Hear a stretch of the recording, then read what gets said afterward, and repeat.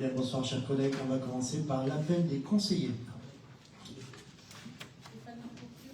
Présent. Jean-Pierre Lanet. Présent. Nadine Aguemba. Présent. Bernard Rougier. Présent. Jean-Pierre Perrier. Présent. Mireille Lejeune. Présent. Jacques Moutarde. Présent. Dominique Dutis. Présent. Isabelle Dubot. Présent. Thierry Roger. Annick Boucard. Joanne Picou. Présent. Romain Cognas. Benjamin Bourget, absent excusé. André Berger. Présent.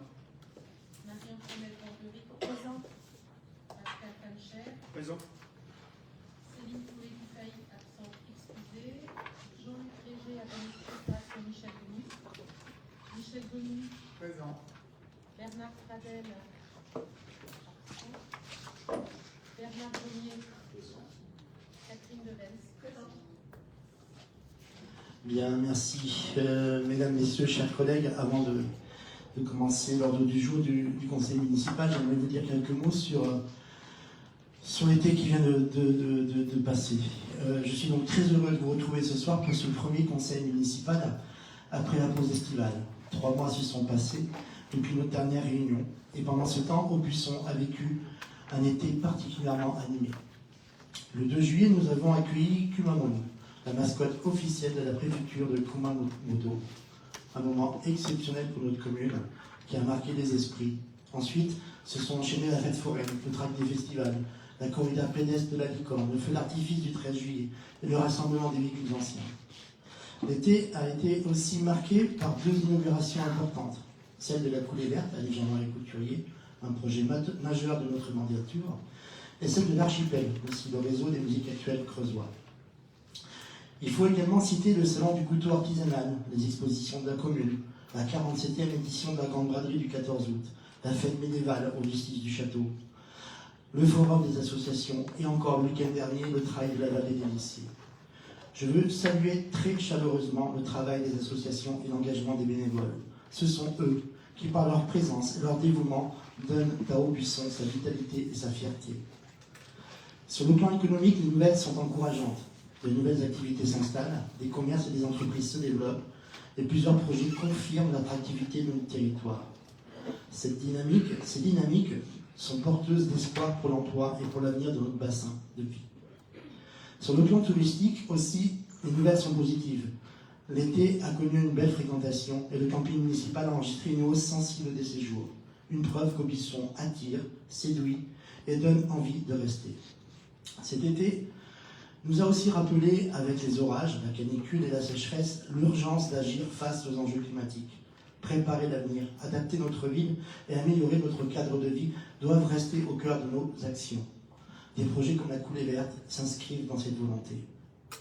Je suis heureux de vous retrouver pour poursuivre ensemble ce travail collectif. Plus que jamais, restons mobilisés pour continuer à agir, à décider et à construire au service d'Aubusson et des Aubussonnais. Avec l'énergie de nos associations, le dynamisme de nos acteurs économiques, l'attrait touristique de notre ville et nos projets tournés vers l'avenir, Aubusson a toutes les raisons d'avoir confiance en son avenir. Je vous remercie. Je vous propose donc de passer maintenant à l'ordre du jour du conseil municipal, donc avec la désignation d'un secrétaire de séance. Je vous propose Joanne Picou. Y a-t-il des oppositions, des abstentions? Non, je vous remercie. Et donc je vous propose maintenant l'approbation du procès verbal du 25 juin 2025. Joanne, tu peux nous en faire la lecture. Merci. Bonsoir à toutes et à tous.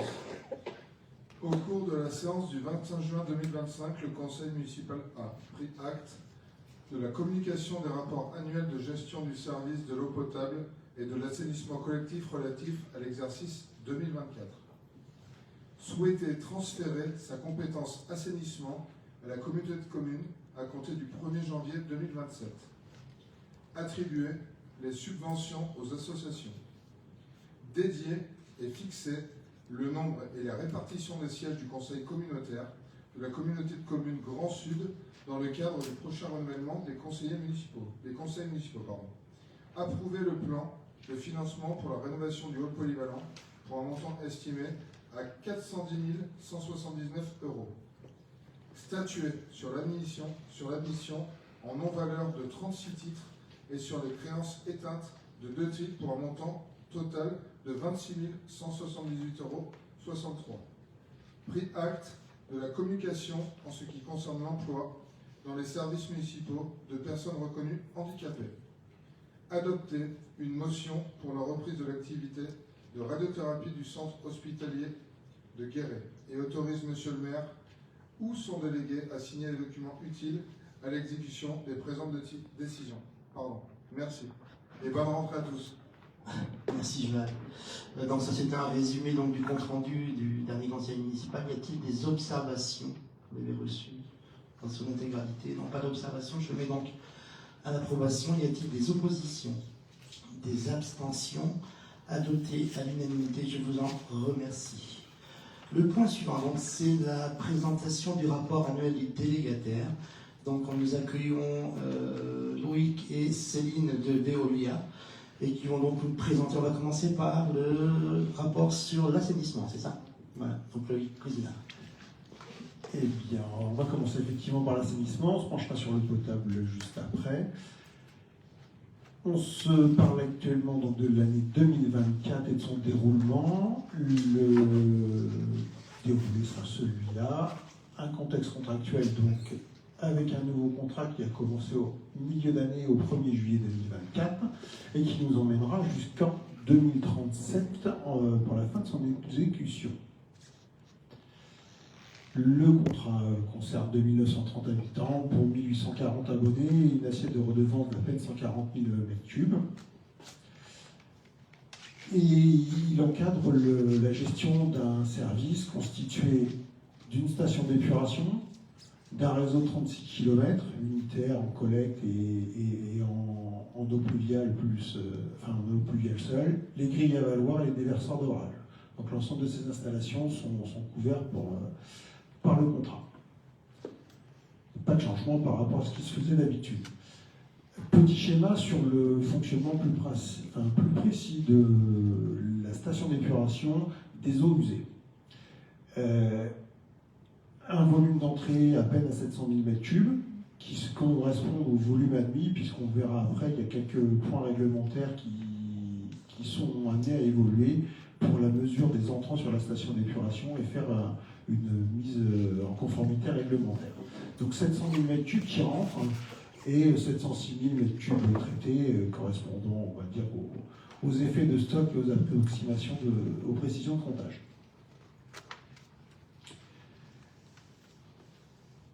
Dans les points d'amélioration, la connaissance du patrimoine en fait sera amenée à évoluer dans les années à venir pour la commune. On essaiera de vous y aider au maximum parce qu'on se rend compte que sur un indice de 0 à 120, aujourd'hui on est quand même relativement bas sur la connaissance de la station et surtout du réseau. C'est un peu historique et ça n'empêche pas par contre d'avoir des performances et une conformité réglementaire totale avec les exigences. Donc là-dessus, il n'y a vraiment aucun problème.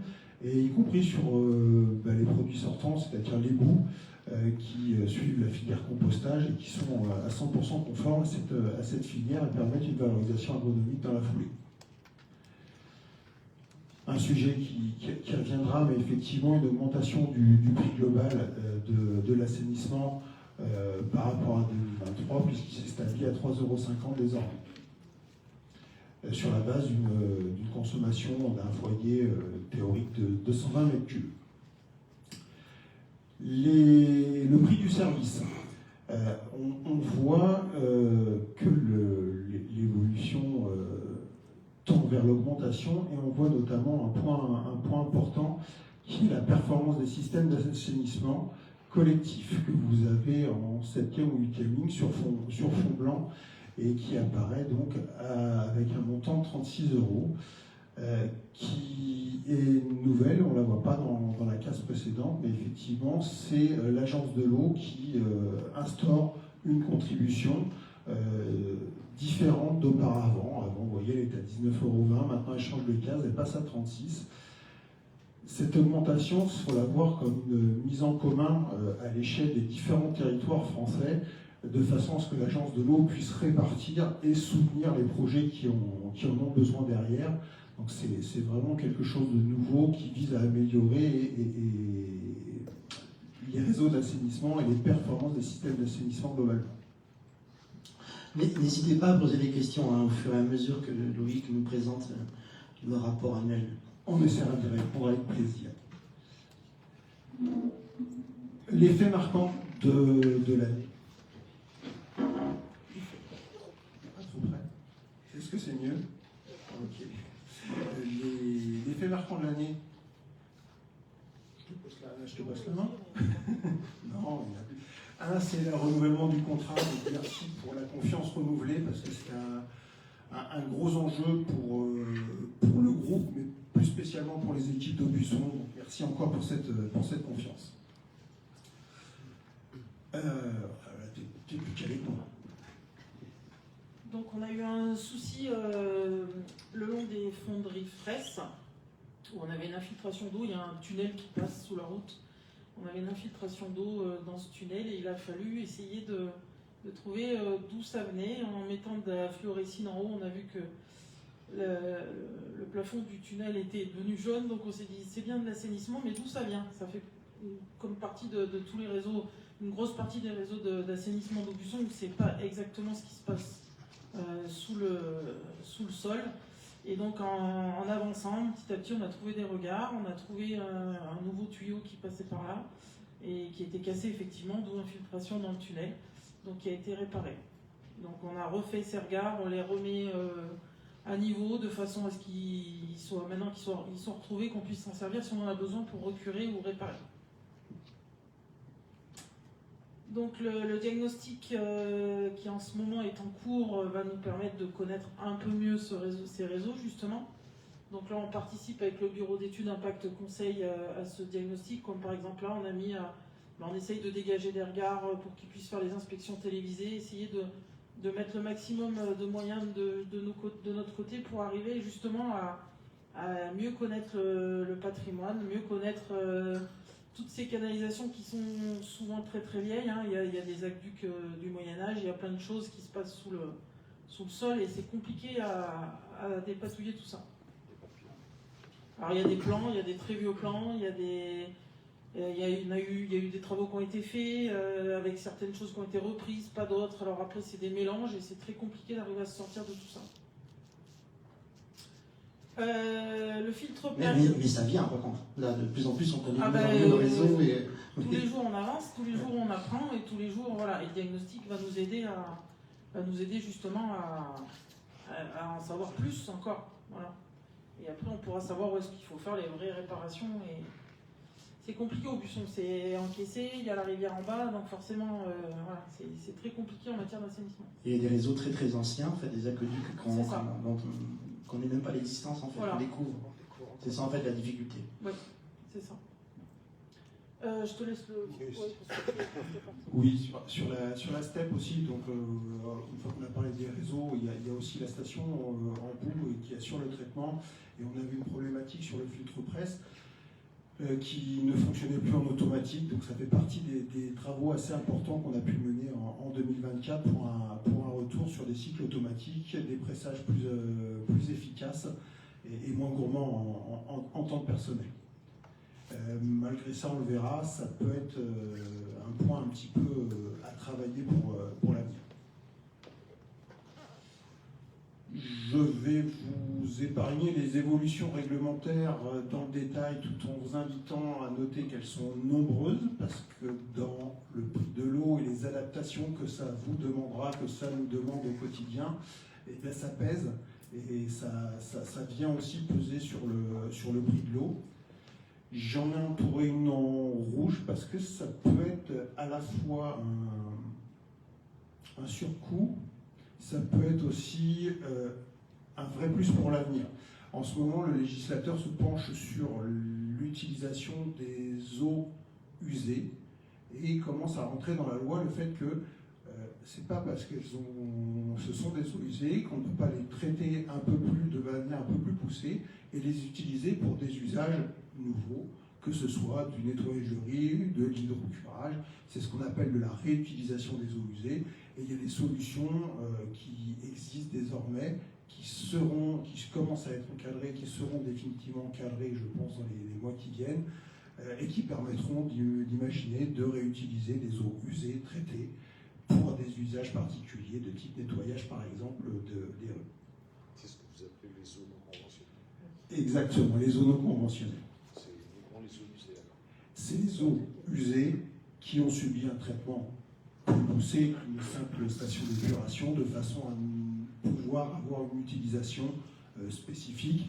Aujourd'hui, on pourrait très bien imaginer de faire l'ultrafiltration, aller jusqu'à, pourquoi pas, la rendre potable, mais les coûts seraient énormes en énergie, en technologie et en euros, évidemment.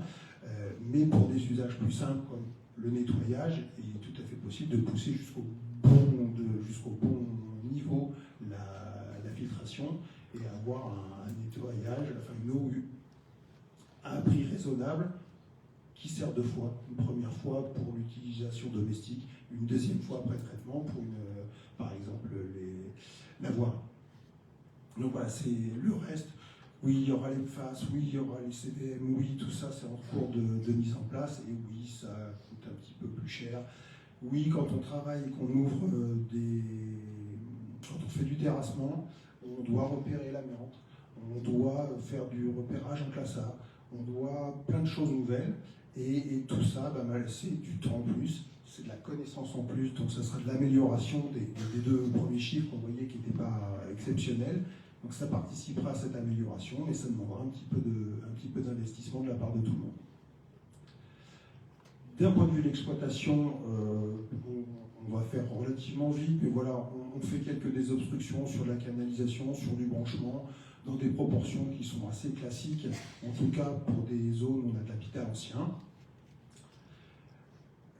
Sur le fonctionnement de la station d'épuration, allez, un petit point, on a parlé des bouts tout à l'heure avec la conformité, il n'y a pas de souci. Un petit point sur les refus de dégrillage, puisque sur la station d'épuration, le dégrilleur est défaillant depuis maintenant quelques années, ce qui explique qu'en tête de station, le dégrilleur produit 0 tonne de déchets parce qu'il ne fonctionne pas et ça fait partie des points qui sont aujourd'hui en nécessité de mise en conformité pour la station d'épuration. Il s'agit de matière flottante.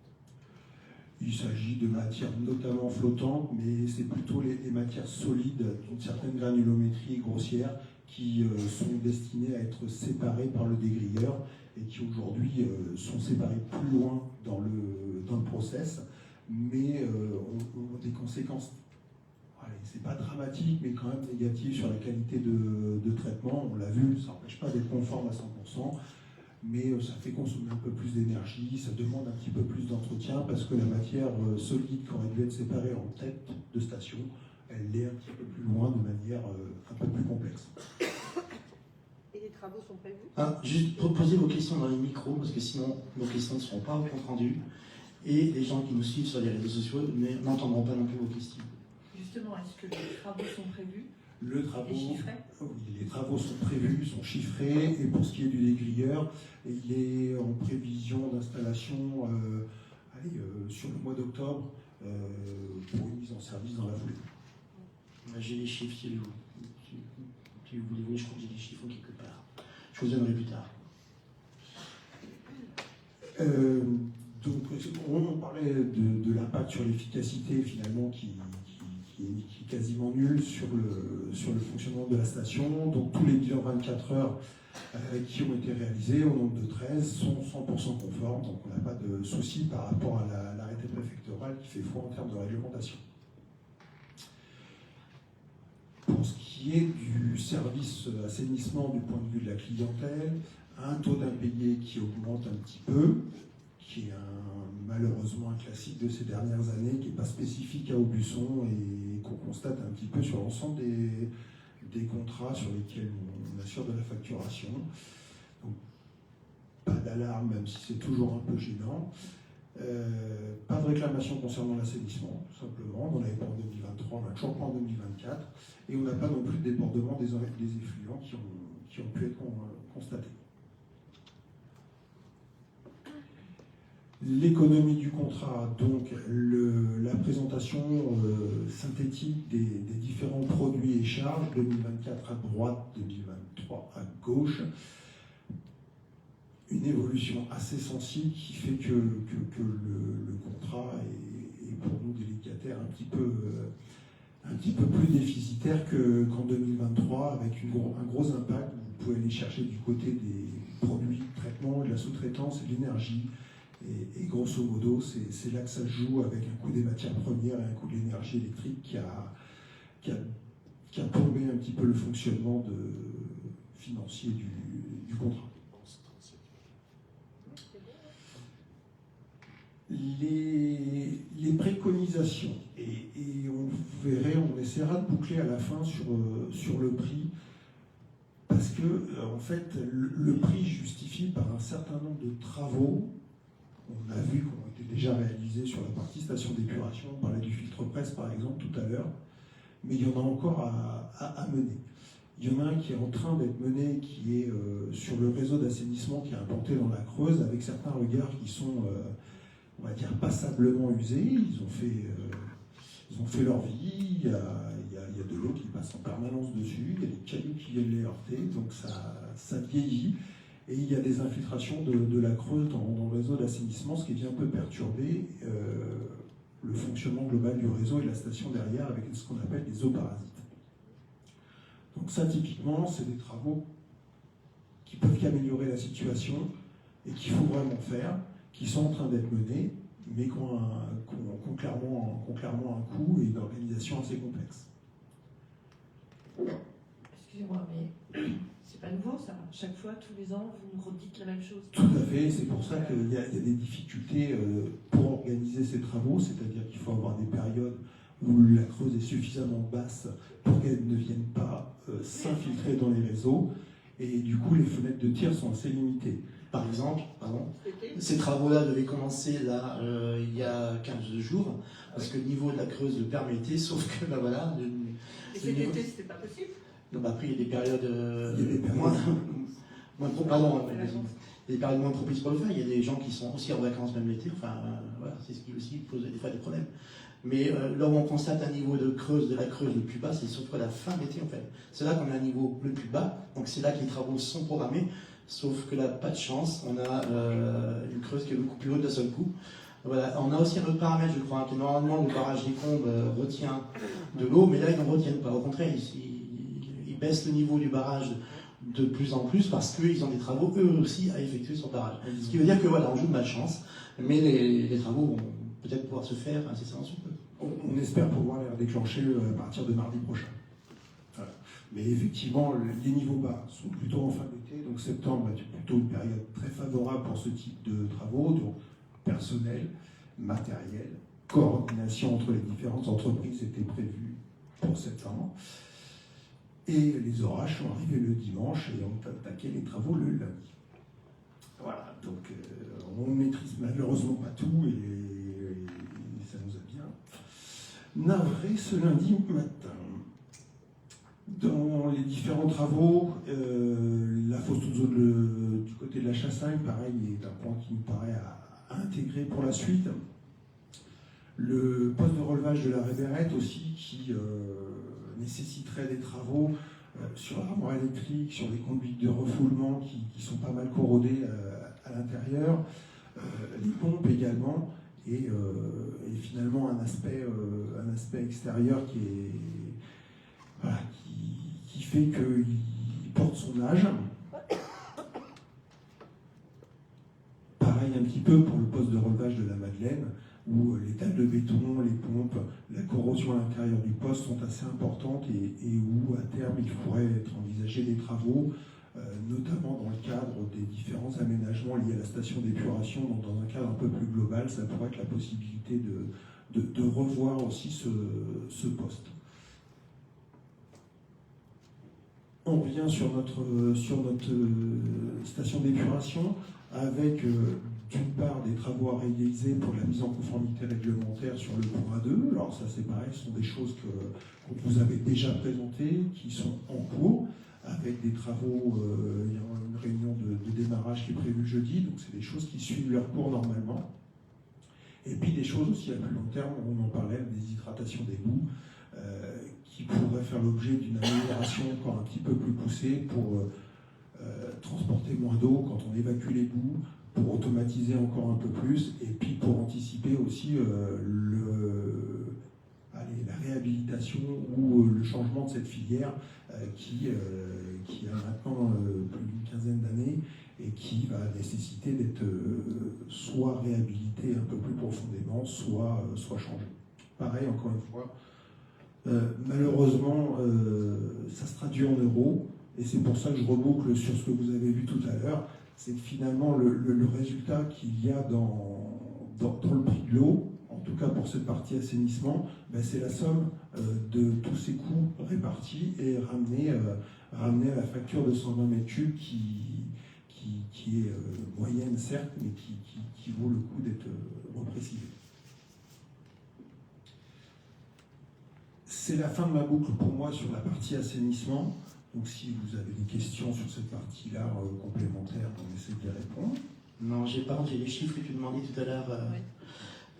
Effectivement, toi, par exemple, rien que pour 2025, alors on est sur 2024, mais je vais vous donner les travaux à venir. Donc le DIAG et le schéma directeur, donc impact conseil, c'est quand même 64 000 euros. L'assistance à la maîtrise d'ouvrage sur les travaux urgents et conformité de la STEP, donc avec les bureaux d'études, l'arbre, c'est 10 000 euros. La reprise de cadres et de tampons dont on parlait tout à l'heure, c'est 6 000 euros par tampon. La réfection, le regard dans le collecteur principal, ce qu'on voyait tout à l'heure dans la Creuse, c'est 15 000 euros. La mise en ordre du point A2 dont on parlait tout à l'heure sur la station d'épuration, c'est 62 000 euros. Et enfin, la conformité du dégrilleur, c'est 50 000 euros. Voilà. Ce qui fait un total quand même de 207 000 euros d'investissement sur l'assainissement pour cette année 2025. Voilà. Ce qui justifie, enfin, quelque part, en partie aussi, vous avez reçu, comme moi, votre facture d'eau, et donc d'assainissement, parce que dedans il y a aussi l'assainissement. Vous avez tous constaté une augmentation du tarif de la facture d'eau et d'assainissement. En fait, elle se justifie par ça. On a voté ensemble les tarifs de l'eau, et on l'a fait en ayant en perspective justement ces fameux schémas directeurs. C'est-à-dire qu'on sait qu'il y a des travaux à faire, donc ces travaux-là, il faut les financer, tout, effectivement. Entre autres, donc une augmentation qui n'est pas anodine, effectivement, je crois que c'est de l'ordre de 19%, je crois, des tarifs de l'eau et d'assainissement, globalement, quoi. Voilà. Après, on en parlera tout à l'heure sur les RPQS, on y reviendra sur les tarifs de l'eau. On enchaîne du coup sur l'eau potable, mais la thématique va être ressemblante.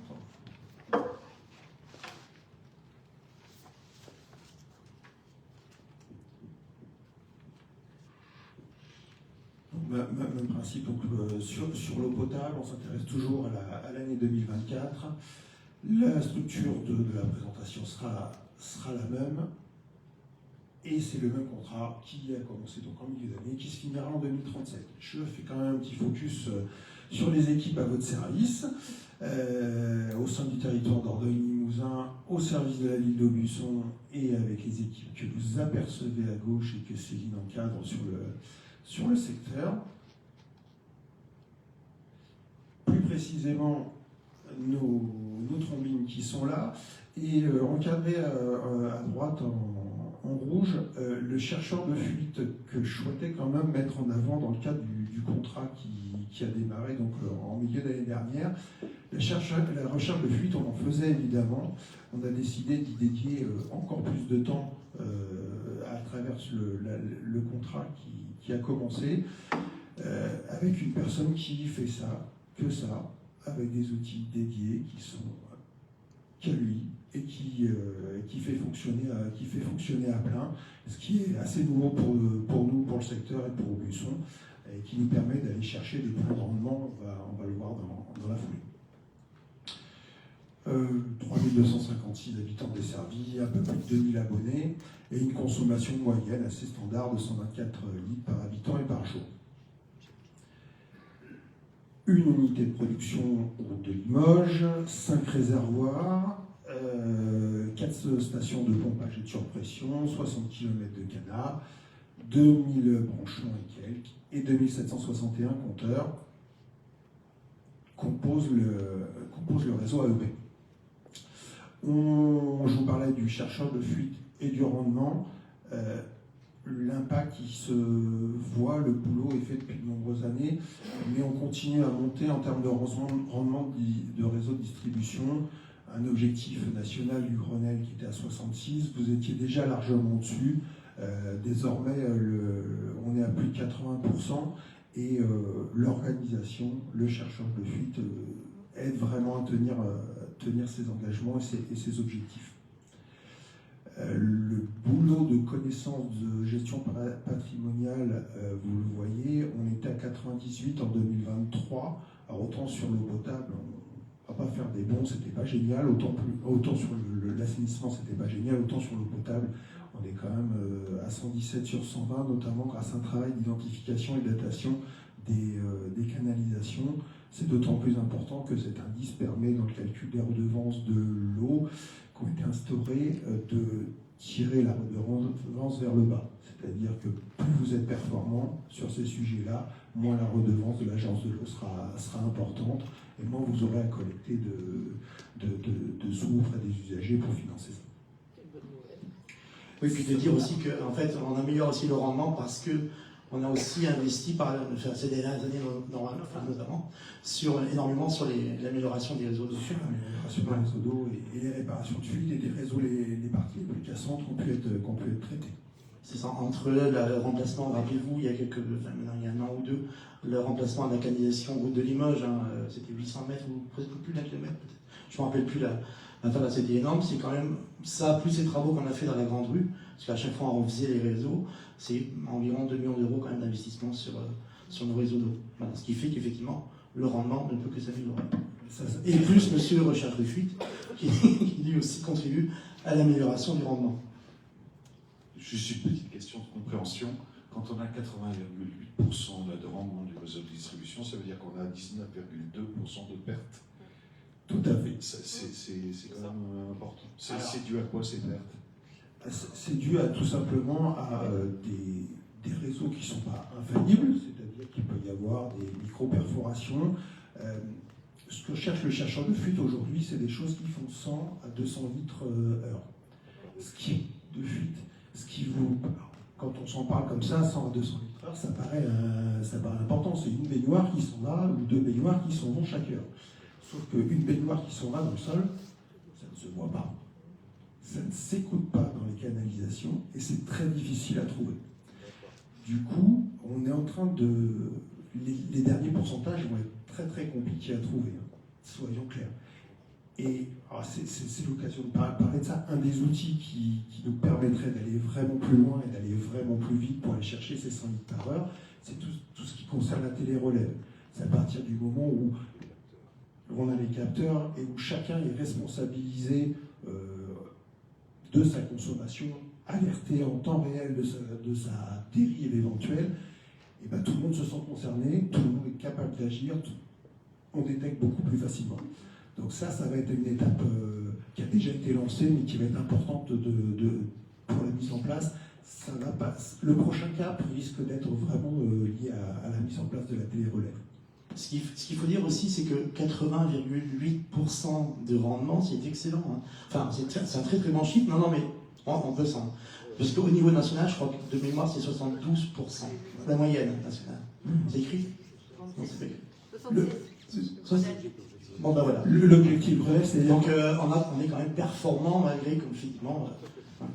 Aujourd'hui, l'État, quand il fixe un objectif en dessous duquel il dit c'est déraisonnable, il écrit 66,54. Vous êtes à plus de 80. C'est dire si vous êtes clairement dans le secteur, dans les très bons élèves. Quoi. Soyons clairs sur le rendement. C'est 80 sans la télérelève. 80 sans la télérelève. Ouais. Non, franchement, je reviens sur l'assainissement. C'était pas génial. Là, franchement, un rendement de 80%, c'est un beau reflet du boulot qui est fait. C'est avant le compteur. Vos micros, s'il vous plaît. Juste pour comprendre. C'est avant le compteur usager ou vous comptez également ceux qui rentrent dans la maison? C'est avant le compteur usager. C'est avant le compteur C'est avant le compteur usager. Au-delà du compteur, je ne sais pas si vous la perdez, votre eau, ou si vous en buvez beaucoup, je ne sais pas. Donc après le compteur, j'ai pas dit. Donc, le fait d'avoir une multitude de télérelèves, enfin, d'indicateurs comme ça permet de voir s'il y a une fuite ou pas en fait aussi. Si d'un seul coup il y a un compteur qui se met à défiler, on se dit tiens, il y a une fuite quelque part, et c'est pas forcément sur. Tu comprends la logique? Oui, non, mais comme il disait tout à l'heure qu'il y avait la responsabilité également de l'usager derrière, Oui, aussi. je me posais la question si c'est comment c'était possible, quoi. Voilà. Mais ça y est, je pense que j'ai à peu près compris. Du coup, l'indice linéaire de perte découle directement quasiment du rendement réseau, donc c'est pareil, il est plutôt bon, voire très bon et en amélioration. Et on baisse en interruption de service non programmé, donc ça veut dire que les problématiques sur lesquelles on est obligé d'intervenir en urgence et d'embêter un petit peu tout le monde pour qu'il retrouve de l'eau rapidement, et bien il y a de moins en moins de cas. Voilà, on retrouve du coup, tout à droite sur 2024, quand même un effet important, c'est que avec le rendement de 80%, vous avez besoin de mettre beaucoup moins de produire beaucoup moins de mètres cubes d'eau pour une même consommation. C'est-à-dire que pour subvenir aux besoins, vous avez besoin d'en mettre moins dans le réseau. Donc vous pesez moins sur la ressource. Et ça, dans les dernières années, on s'est rendu compte que ça pouvait être très très important et que dans le futur, ça le sera d'autant plus. Bon, je ne vous le détaille pas forcément, mais c'est la synthèse de l'ensemble des productions, de vos achats d'eau, donc les fameuses pertes dont on parlait tout à l'heure, et tout le reste. J'attire juste un petit peu votre attention sur les consommateurs sans comptage, on y reviendra tout à l'heure parmi les améliorations qui sont possibles. Il y a une partie de votre eau qui est distribuée, qui n'est pas comptée. On y revient tout à l'heure. D'un point de vue qualité, donc on prend là ce qui vous arrive de vos achats d'eau, ce qui vous arrive depuis votre production dans les captages de la diate. 100% en 2023 sur les analyses microbiologiques, pareil en 2024, et sur les physico-chimiques, on est à une conformité totale, là où on avait quelques anicroches en 2023 sur des problèmes de turbidité, de choses comme ça. Notre prix de l'eau, pareil, en augmentation 2024 par rapport à 2023, sur la base d'une consommation théorique de 120 mètres cubes. Et je vous invite à le garder en tête, mais je vous invite surtout après à garder tout ce que ça permettra de financer. J'attire aussi là votre attention, un petit peu pareil, c'est pas super lisible mes excuses, mais il fallait tout faire rentrer dedans. Pareil sur les organismes publics qui, dans leur façon de cotiser, donc toujours pareil, Agence de l'eau, a changé sa façon de récupérer les fonds pour pouvoir les redistribuer sur les projets prioritaires. Mais on voit le 27-60 qui se transforme en 38 et 24, qui est éclaté en deux lignes, avec une part proportionnelle et la part performance. Je vous le redis, parce que vraiment c'était important pour nous. Et puis je passe à nouveau la main à Céline pour tout ce qui a pu être réalisé, même si on ne détaillera peut-être pas tout, mais il y a quelques trucs qu'on ne voit pas tous les jours, et ça peut être l'occasion. Du coup, je ne sais pas pourquoi tu nous as mis les affouements dans le programme. Je ne sais pas. Voilà. Donc ça, c'était un fait marquant en assainissement, entre autres, je n'en ai pas parlé tout à l'heure. Je vous ai parlé de réseaux vieillissants qu'on ne connaissait pas vraiment. Parfois, dans les rues d'Aubusson, on a des trous qui arrivent. Donc Lionel nous appelle, il y a un affouillement, on appelle ça maintenant. Et donc, il faut qu'on aille faire une enquête avec la caméra et on trouve, vous voyez, les vieux aqueducs, comme vous voyez la photo en bas, avec plus de fond souvent, avec des matériaux qui s'en vont. Et du coup, ça finit par faire des trous dans la chaussée. Donc mais ça, c'est de l'assainissement. Voilà. Voilà, donc on a fait, pour la mairie, pour les jardins de la Chassagne, on a fait un petit topage sur la route pour permettre d'avoir de l'eau dans tous les jardins là-haut de Bernard, que Bernard gère. Donc voilà, donc ça c'était une chose qu'on a fait dans l'année. C'est pas les jardins de Bernard, hein, c'est les jardins. Nous sommes d'accord, on ne peut pas avoir envie. Ce sont les jardins partagés, les jardins solidaires. C'est lui qui a géré le dossier, c'est pour ça. Ouais. Voilà, l'aspiratrice, voilà, souvent dans les rues d'Aubusson pour essayer de travailler vite et bien, en sécurité pour nos agents, mais surtout pour éviter les perturbations, comme notamment dans la rue Château-Favier ou autre. C'est compliqué quand on veut réparer une fuite dans la rue Château-Favier. On investit, on loue une aspiratrice, ça va plus vite et comme ça permet de limiter les désagréments. Voilà, vous voyez les canalisations fendues, quelques fuites, donc là rue Saint-Jean, effectivement.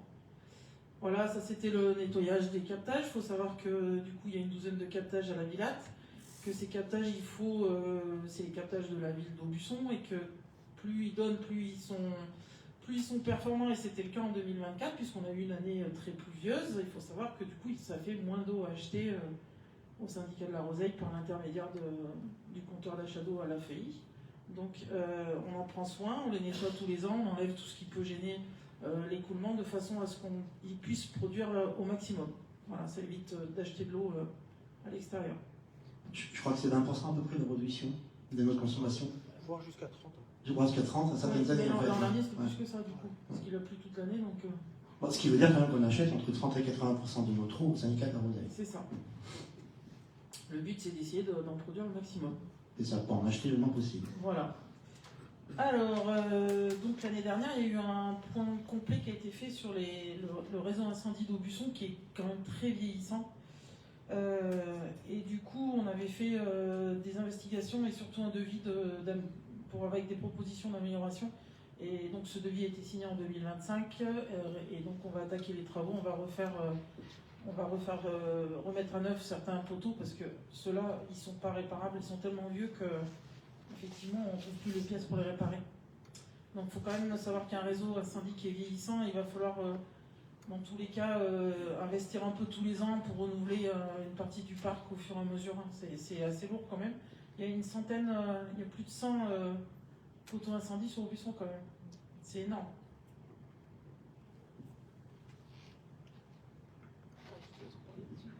Sujet chiant, quoi.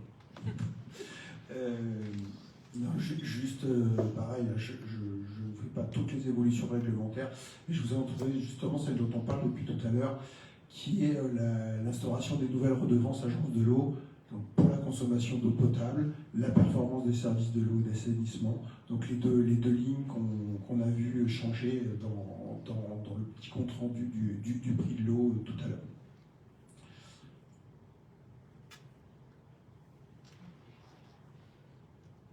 L'avis du service, 3 branchements renouvelés, un taux de renouvellement qui faut les 1% sur les 5 dernières années, 14 compteurs remplacés, des filtres réparés tout au long de l'année, sur des canalisations, 13 sur branchement, sur compteurs également, et le linéaire soumis à la recherche de fuite. Donc il y a 89 km qui ont été soumis à la recherche de fuite.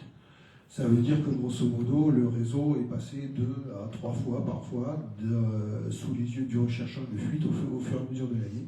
Il passe et on répare une fuite. Il y en a une autre qui se déclare, il repasse et on recherche en continu quasiment sur votre réseau. Le petit point clientèle, à tout d'impayé qui monte un petit peu moins que sur l'assainissement, mais qui grimpe un petit peu quand même. Là où on n'avait pas de réclamation écrite sur l'assainissement, on en a quelques-unes sur la partie eau potable. Ça reste relativement anecdotique et 2 fois moins que l'année dernière. On est vraiment dans l'épaisseur du trait pour ce qui concerne ces réclamations. Et quand on nous appelle pour ouvrir un branchement, on continue à être réactif et assurer le boulot dans les délais du contrat. Le compte là également d'exploitation du 2023-2024 en comparaison des parts énergie qui sont quand même moins importantes sur l'eau potable que sur la station, notamment les postes de relevage, donc l'énergie pèse moins et voilà un résultat qui est un peu meilleur, mais qui reste quand même négatif sur l'exercice 2024. Je vais essayer de ne pas vous perdre parce que dans les préconisations et propositions d'amélioration, J'ai pas réussi à être exhaustif, mais vous allez voir, il y en a quand même un paquet. Là-dedans, vous avez des choses que nous, en tant qu'exploitants, nous pensons importantes à faire. Et on vous a ressorti aussi pas mal de choses qui sont indiquées, comme disait M. le maire tout à l'heure, dans le schéma directeur. Là, c'est par exemple les captages dont parlait Céline. Dans le schéma directeur, il y a certaines préconisations avec des choses à prévoir, des choses à faire, des choses à recéler. En attendant, il y a environ 10 000 € pour pouvoir protéger votre ressource propre, la maintenir en état et continuer à la rendre productive. Donc ça fait partie des travaux qui nous paraissent à mettre en avant, à réellement faire. Et le schéma directeur les estimait à environ à 10 000 €. Sur d'autres ouvrages, on va trouver un petit peu le même principe. Hein, c'est le boulot du bureau d'études que je reprends, que vous avez, et j'invente rien, mais sur la station de Côte-Verte, sur le surpresseur, sur l'usine de la route de Limoges, etc. Il y a plein de petits travaux d'étanchéité qui sont d'ores et déjà recensés. Et mine de rien, 2 000 € d'après le bureau d'études de l'an 2023 qui se baladait par là. Sur le château d'eau, il est pareil, des travaux d'entretien et de rénovation qui sont listés. Encore 50 000 € dans le schéma directeur qui se balade par là-bas. Il y a des améliorations aussi qui sont listées, que ce soit la chloration. Et un gros poste qui est sur le renouvellement des réseaux, qui est déjà entamé, qui est déjà en route, mais qui à l'époque avait été chiffré pour 1,1 million. Donc, quand on boucle tout ça, je n'ai pas remis le petit tableau, mais pour revenir sur le prix de l'eau, effectivement, ce n'est pas le plaisir d'augmenter des uns des autres. C'est en face, il y a un nombre assez impressionnant de choses à entretenir pour que tout le monde ait de l'eau potable qui coule naturellement au robinet. Quand je dis naturellement, non, c'est pas naturellement, c'est un vrai boulot derrière.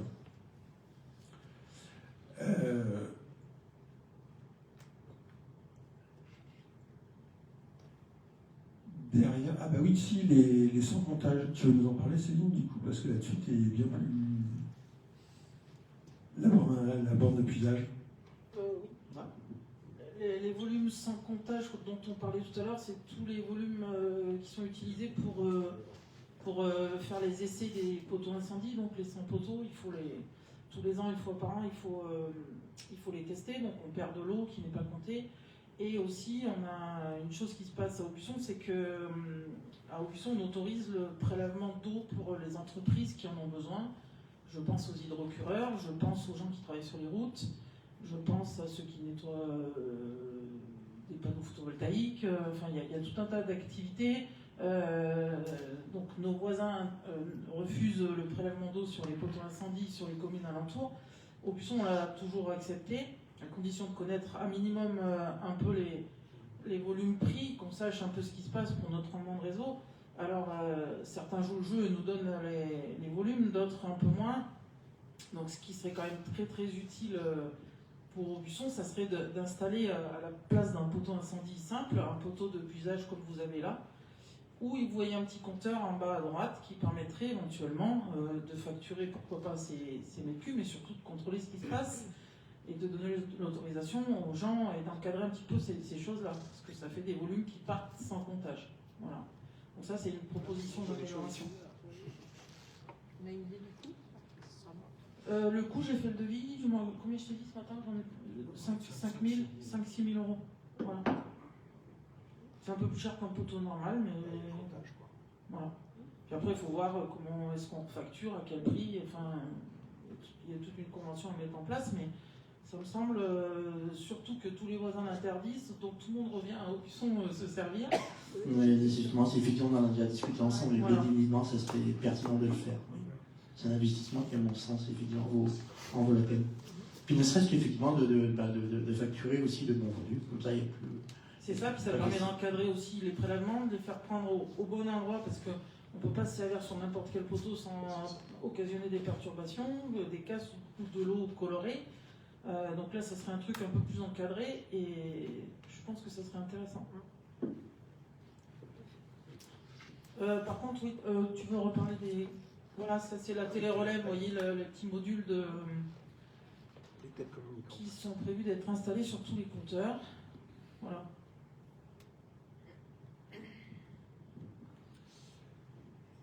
Qu'est-ce qui nous reste?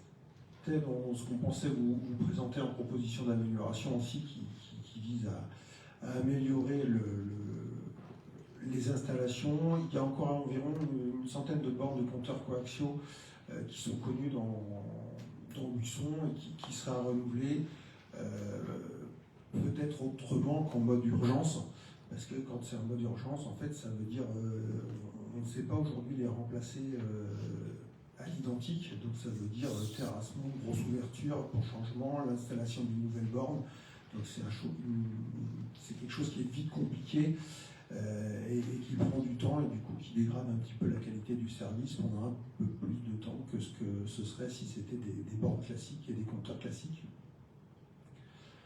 Concernant les réseaux, bon, ça c'est le fameux 1% dont on parlait tout à l'heure, vous y êtes, ça se fait et ça porte ses fruits, donc c'est vraiment encourageant. Et dans les derniers travaux d'amélioration qu'on a notés, faudra voir en fonction du dia qui sera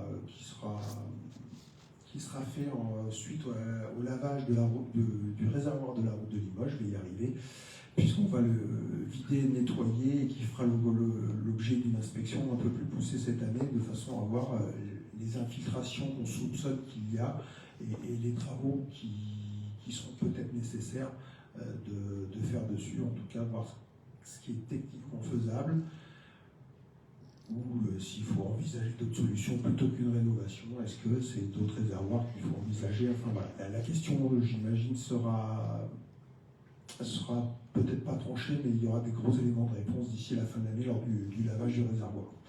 Et il y a une question de reminéralisation aussi, puisque l'eau des sources est jugée peu minéralisée, agressive, donc potentiellement dégrade aussi un petit peu votre réseau.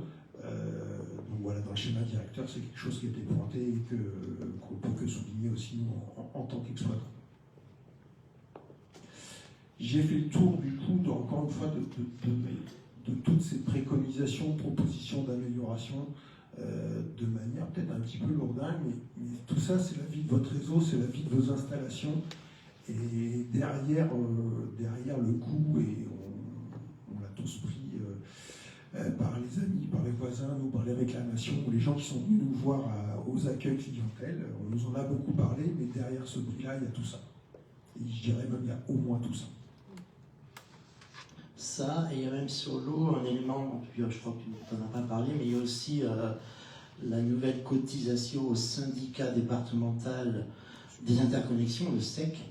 Je crois que c'est 20 centimes par mètre cube, mine de rien, c'est pas rien, ça pèse lourdement sur la facture. C'est-à-dire qu'effectivement, là, on cotise au syndicat des interconnexions. Vous savez qu'il y a maintenant ce syndicat, ce supra syndicat départemental qui a été créé, et donc maintenant chacun d'entre nous cotisons à ce syndicat pour sécuriser justement l'alimentation en eau potable de toutes les communes de Creuse. Voilà.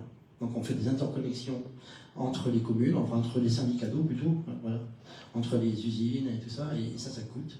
Et du coup, il y a effectivement, je crois que c'est 20 centimes de mémoire par mètre cube. Voilà, c'est énorme. Mais en même temps, les investissements sont énormes aussi, sont colossaux. Je crois qu'il y a la création d'usines d'eau qui sont prévues, donc, et des kilomètres et des kilomètres d'interconnexion entre les réseaux qui sont là aussi programmés. Donc effectivement, ce sont des financements qui sont lourds, mais c'est aussi le prix d'avoir de l'eau potable à nos robinets. Voilà, notamment, comme je disais tout à l'heure en propos liminaire, c'est on essuie des périodes de sécheresse ou lors de fortes inondations qui perturbent là aussi d'ailleurs les réseaux d'alimentation d'eau potable. Eux aussi sont perturbés par ça, d'où l'importance de sécuriser notre alimentation en eau potable. C'est également les épisodes de chaleur importants qui peuvent dégrader la qualité de l'eau. Donc là, on est plus sur une problématique de quantité disponible et de qualité. Voilà, le climat change, la ressource change, et il faut adapter nos réseaux, il faut adapter nos habitudes. Et ça permet de. Enfin, ces financements vont servir à ça. Tout à fait. Voilà, vous avez fini, Loïc, c'est bon? C'est bon. Et bien, c'était le dernier, d'ailleurs, RAD que vous présentiez sur l'eau. Comme moi, j'ai présenté tout à l'heure le rapport annuel sur le prix et la qualité du service de l'eau potable. Parce que, comme vous le savez, on a adhéré au syndicat justement d'alimentation d'eau potable de la Roseille. Et donc, de faire la compétence eau à basculer. C'est plus la commune d'Aubusson qui porte la compétence eau, mais c'est le syndicat de la Roseille qui le porte pour la commune d'Aubusson. Voilà. Et ça, depuis le 20 janvier 2025. Ce qui veut dire que donc l'année prochaine, il n'y aura pas de rapport annuel du délégataire sur l'eau. Ça se passera, bien évidemment, mais au niveau du syndicat de la Roseille. Voilà. Donc c'était le dernier sur l'eau, comme ça, le dernier rapport sur l'eau que je présentais tout à l'heure. Voilà. C'est pour ça que j'en profitais un peu. Alors peut-être, je ne sais pas, Myriam, peut-être qu'il y aura peut-être un rapport à faire, parce que donc, l'arrêté de la préfète a validé l'adhésion de la commune au syndicat de la Roseille le 20 janvier 2025. Donc effectivement, il y a du 1er janvier au 20 janvier. Est-ce qu'il faudra faire un rapport spécifique pour cette petite période-là? On verra. Voilà. Si vous nous le demandez, on fera avec plaisir. D'accord. Ces deux rapports, ces deux présentations ne sont pas soumis au vote parce que vous avez acté au mois de juin comme quoi vous les aviez reçus. Là, c'était juste une présentation donc, de ces rapports. Moi, maintenant, si vous voulez rester un tout petit peu le temps que je présente les rapports annuels sur la qualité des services, comme ça, si jamais il y a des questions, je vous libère juste après, d'accord? Merci. Donc, je vous propose de passer maintenant à la délibération suivante, qui est donc la présentation du rapport annuel sur le prix et la qualité du service public de l'eau potable. Vous avez devant vous un rapport qui fait 25 pages. Je vais vous en épargner la lecture, d'autant plus qu'on vient de voir l'essentiel de ce qui est dit dans ce rapport dans le rapport annuel du délégataire. Donc, je vous propose d'aller à la dernière page, à la page 25, et où je vais vous faire la lecture du tableau récapitulatif des indicateurs. En fait, pour la plupart, on vient de les voir. Hein. Donc, les indicateurs descriptifs des services, donc l'estimation du nombre d'habitants desservis, donc 3335 en 2023 pour 3256 en 2024. Le prix TTC du service au mètre cube pour 120 mètres cubes en euros par mètre cube, donc 3,29 € en 2023 pour 4,13 € en 2024. Ensuite, le taux de conformité des prélèvements sur les eaux distribuées réalisées au titre du contrôle sanitaire par rapport aux limites de quantité pour ce qui concerne la microbiologie, donc 100% conforme en 2023 et 100% conforme en 2024. Le taux de conformité des prélèvements sur les eaux distribuées réalisées au titre du contrôle sanitaire par rapport aux limites de quantité pour ce qui concerne les paramètres physico-chimiques, donc 98,7% en 2023 et 100% conforme en 2024.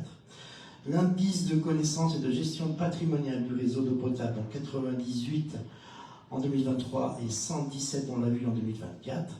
L'indice de connaissance de gestion patrimoniale du réseau d'eau potable, donc 98, je viens de le dire, pardon. Le rendement du réseau de distribution, donc il était de 74,9% en 2023.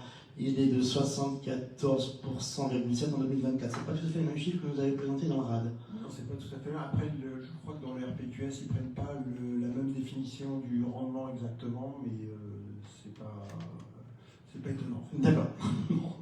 L'indice linéaire des volumes non comptés, 3 mètres cubes par kilomètre par jour en 2023 contre 2,7 en 2024. L'indice linéaire des pertes en réseau, donc toujours en mètres cubes par kilomètre par jour, 2,7 en 2023 contre 2,4 en 2024. Le taux moyen de renouvellement des réseaux d'eau potable, donc 0,97% en 2023 contre 0,92% en 2024. L'indice d'avancement de la protection de la ressource en eau, 80% en 2023, 80% en 2024. Et enfin, le montant des abondants de créances ou des versements à un fonds de solidarité en euros par mètre cube, 0 en 2023 et 0 en 2024. Voilà, avez-vous des questions sur ce rapport annuel sur le prix et la qualité des services publics de l'eau potable? Pas de questions? Eh bien, écoutez, je mets au vote. Alors, je reprends la délibération. Donc, il vous est proposé d'adopter le rapport de l'année 2024 sur le prix et la qualité du service public d'eau potable, de décider de transmettre aux services préfectoraux la présente délibération, de décider de mettre en ligne le rapport et sa délibération sur le site www.service.ofrance.fr, de décider de renseigner et publier les indicateurs de performance sur le 6PA. Y a-t-il des oppositions? Y a-t-il des abstentions? Adopté à l'unanimité, je vous en remercie. Et je vais donc passer, j'enchaîne tout de suite, on en finira après avec l'eau et l'assainissement. Je passe donc sur le rapport annuel sur le prix et la qualité du service public de l'assainissement collectif. Là aussi, je vous propose d'aller à la dernière page, parce que c'est un rapport qui fait 26 pages. Et je vais vous lire donc le récapitulatif, j'arrive pas, des indicateurs. Donc, l'estimation du nombre d'habitants des services sur un réseau de collecte des réseaux usés, unitaires ou séparatifs. En 2023, c'était 3002. En 2024, 2930. Nombre d'autorisations de déversement d'effluents d'établissements industriels au réseau de collecte des eaux usées, c'était un établissement en 2023, c'est toujours un en 2024. Je crois que de mars, c'est l'hôpital. C'est ça. Quantité de boue issue des ouvrages d'épuration en tonnes par matière sèche, c'était 73,6 en 2023 contre 36,5 en 2024. Prix TTC du service au mètre cube pour 120 mètres cubes, donc en euros par mètre cube, donc 2,94 € en 2023 pour 3,50 € en 2024. Taux de desserte par des réseaux de collecte des eaux usées, 96,52% en 2023, 96,88% en 2024. Indice de connaissance et de gestion patrimoniale des réseaux de collecte des eaux usées, 27 en 2023, 27 en 2024. Conformité de la collecte des effluents aux prescriptions définies par l'article du décret 0 en 2024 et 0 en 2023. Conformité des équipements d'épuration aux prescriptions, là aussi 0 en 2023, 0 en 2024. Conformité de la performance des ouvrages d'épuration aux prescriptions définies en application des décrets, 0 en 2023, 0 en 2024. Peut-être un petit bout d'explication là-dessus. Pourquoi est-ce que ces indices-là sont à 0? Parce qu'effectivement, vous vous rappelez, là on parlait du point A2, et ça c'est le point qui mesure tous ces indices-là. À partir du moment où le point est défectueux, ben, ils ne sont pas mesurés, donc ils sont considérés non conformes. Voilà, ça. Oui, dans le schéma qu'on avait vu tout à l'heure, vous avez vu, il y avait 4-5 données d'entrée autour de la station d'épuration, il y en avait 2 où il n'y avait pas de données. Et là, tant que ces données-là ne seront pas mesurées, ne seront pas rentrées là, la conformité ne sera pas possible et vous serez à 0. C'est ça. Je crois que j'avais déjà pris l'exemple l'année dernière, c'est comme si votre voiture, quand vous la passez au contrôle technique, il y a un phare qui ne fonctionne pas, elle ne passe pas le contrôle technique, ben là c'est la même manière pour la STEP. Il y a un indicateur, enfin un élément de contrôle qui ne fonctionne pas alors que la STEP elle fonctionne bien. On sait que les eaux en sortie de STEP sont claires, voire même des fois plus propres qu'en entrée. Enfin, je parle de l'arrivée là. Donc voilà. Il n'y a pas de... C'est un paramètre réglementaire et effectivement, ça n'empêche pas la conformité des analyses sortantes. On a vu, on est à 100%. Par contre, réglementairement, administrativement, tant que cette mesure n'est pas là. Et ben du coup, on a tous ces paramètres-là qui sont effectivement non conformes. Voilà. Enfin, taux de boue issu des ouvrages d'épuration évacués selon des filières conformes à la réglementation, donc 100% en 2023, 100% en 2024. Montant des abondances de créances et des versements à un fonds de solidarité, 0 en 2023 et 0 en 2024. Voilà, avez-vous des questions sur ce rapport annuel sur le prix et la qualité des services publics de l'assainissement collectif? Pas de questions? Eh bien, écoutez, je vous le soumets au vote. Donc, il vous est proposé d'adopter le rapport de l'année 2024 sur le prix et la qualité du service public d'assainissement collectif, de décider de transmettre aux services préfectoraux la présente délibération, de décider de mettre en ligne le rapport et sa délibération sur le site là aussi du service.o.france.fr, de décider de renseigner et publier les indicateurs de performance sur le 6PA. Y a-t-il des oppositions? Y a-t-il des abstentions? Adopté à l'unanimité. Je vous remercie. Merci, mesdames et messieurs de Veolia. Merci beaucoup. Je vous libère. On vous libère. Passez une bonne fin de soirée. Merci pour cette présentation qui était claire et concise. Voilà, merci. Comme d'habitude.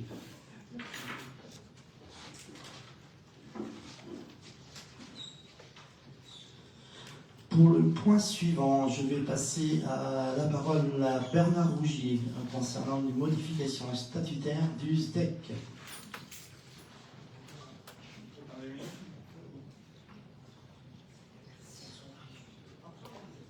Donc, rappelle au conseil municipal que le SDEC est l'autorité organisatrice de la distribution publique de l'électricité AODE sur le département de la Creuse. Et à ce titre, est maître d'ouvrage de travaux de réseau, renforcement, sécurisation sur les réseaux, enfouissement, extension de réseau, basse tension. Le SDEC propose une nouvelle modification statutaire à ses membres afin de répondre au cadre réglementaire de la loi anti-endommagement, prévoyant un volet cartographique avec le déploiement du PCRS, Plan Corps de Sécurité Simplifié. Le PCRS est un référentiel topographique mutualisé qui doit permettre à chaque gestionnaire de réseau électrique, gaz, télécom, eau potable, assainissement, de faire figurer l'ensemble de son patrimoine sur un fond de plan unique et très précis permettant d'améliorer la décision du repérage des réseaux et de fiabiliser l'échange d'informations entre les acteurs concernés, collectivités, exploitants de réseau, maîtres d'ouvrage et entreprises de travaux. La modification statutaire approuvée comprend l'ajout de 3 des statuts du chapitre Système d'information géographique, SIG. Le syndicat peut intervenir à la demande de ses membres, 1 ou de tout tiers, personne publique ou personne privée dans les domaines suivants: coordination, pilotage de la réalisation et des mises à jour du plan de corps des rues simplifié, PCRS, dans le cadre d'une convention locale de mutualisation des données entre les gestionnaires de réseau, les collectivités adhérentes ou des partenaires du projet, en tant qu'autorité publique locale compétente et maître d'ouvrage, intégration, gestion des moyens, diffusion et données traitées.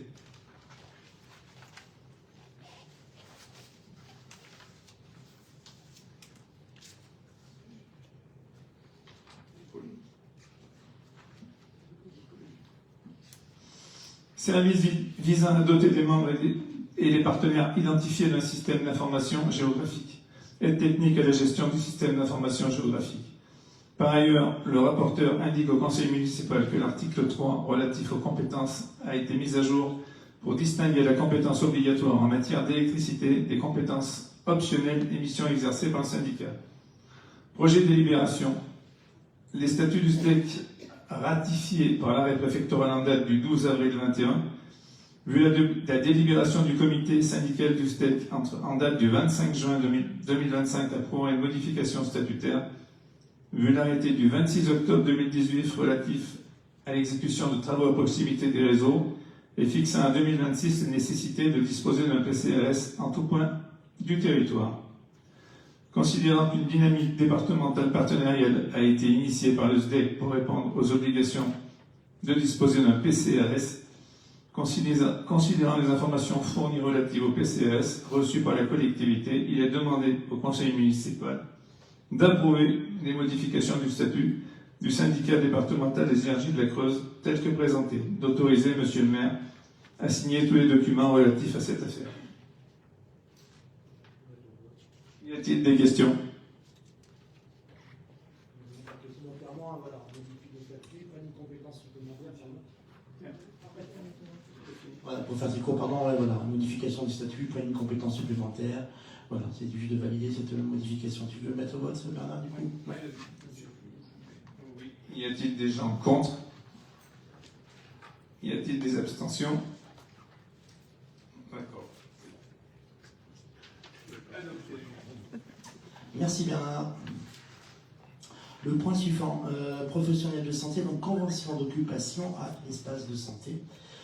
Donc je vous rappelle donc que le centre de santé, la santé pardon, est un enjeu donc primordial sur la commune d'Aubusson et l'ensemble des territoires creusois. Nous le verrons tout à l'heure, nous allons voter d'ailleurs une motion à ce sujet-là. Donc c'est pour cela que la commune a créé donc un espace de santé composé donc de locaux réservés à l'accueil de médecins généralistes salariés dans le cadre d'un centre de santé porté donc par Vive 3 Cœurs d'Aquitaine en partenariat avec la commune et la communauté de communes.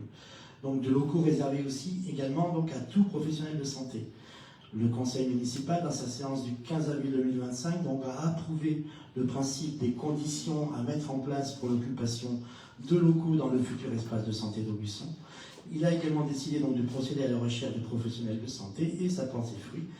A rappelé donc que toute décision d'occupation de locaux à l'espace de santé d'Aubusson sera soumise pour décision au conseil municipal de Aubusson. Donc, dans ce contexte, donc, je vous informe, donc, une professionnelle de santé s'est rapprochée de la commune et souhaite donc s'installer dans l'espace de santé à compter du 1er octobre 2025. Donc, il vous est donc demandé donc, de m'autoriser donc, à signer avec Madame Camille Hutto, donc orthophoniste, donc en convention qui est jointe donc, en annexe, qui définit les engagements des parties. Voilà, avez-vous des questions à ce sujet-là? Vous voulez que je vous donne 2-3 éléments sur la convention, notamment les tarifs peut-être? Vous dire quand même que la convention, donc, elle est là aussi pour que conformément à la délibération du 15 avril 2025, donc considérant que le professionnel de santé remplit les conditions ce sont lesquelles? Ce sont des conditions qu'il y a un manque sur le territoire. Et il y a notamment, c'est identifié, il y a aussi un manque d'orthophonie sur le territoire. Aujourd'hui, vous prenez un rendez-vous chez l'orthophoniste à Aubusson, vous avez un délai d'attente d'environ 1 an. Voilà.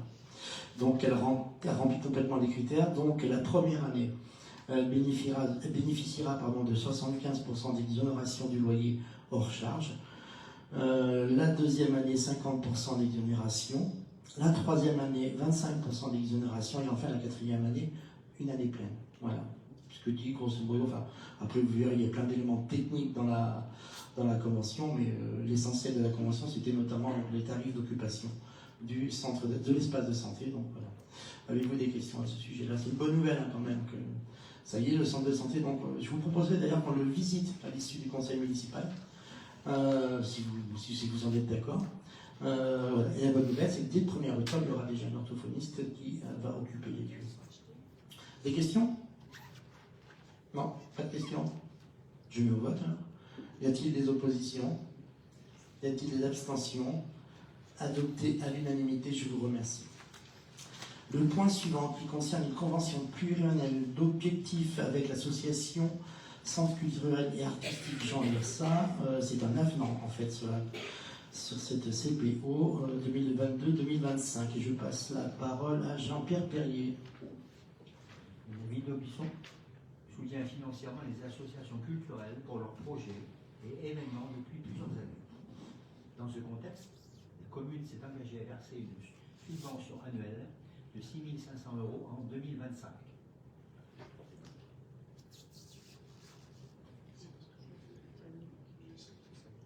À l'association Creuse culturelle artistique Jean Lursa. Depuis 2022, monsieur le maire. C'était 5 000 en 2022, on arrivait à 6 000. Oui, c'était 5 000 effectivement. En 2025, c'était 6 500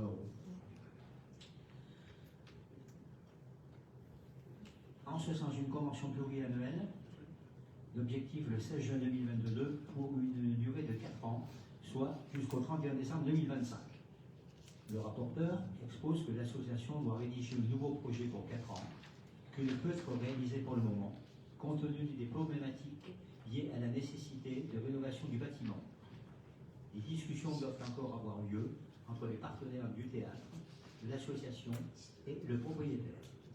De plus, l'association est désormais soumise aux obligations liées au CACT.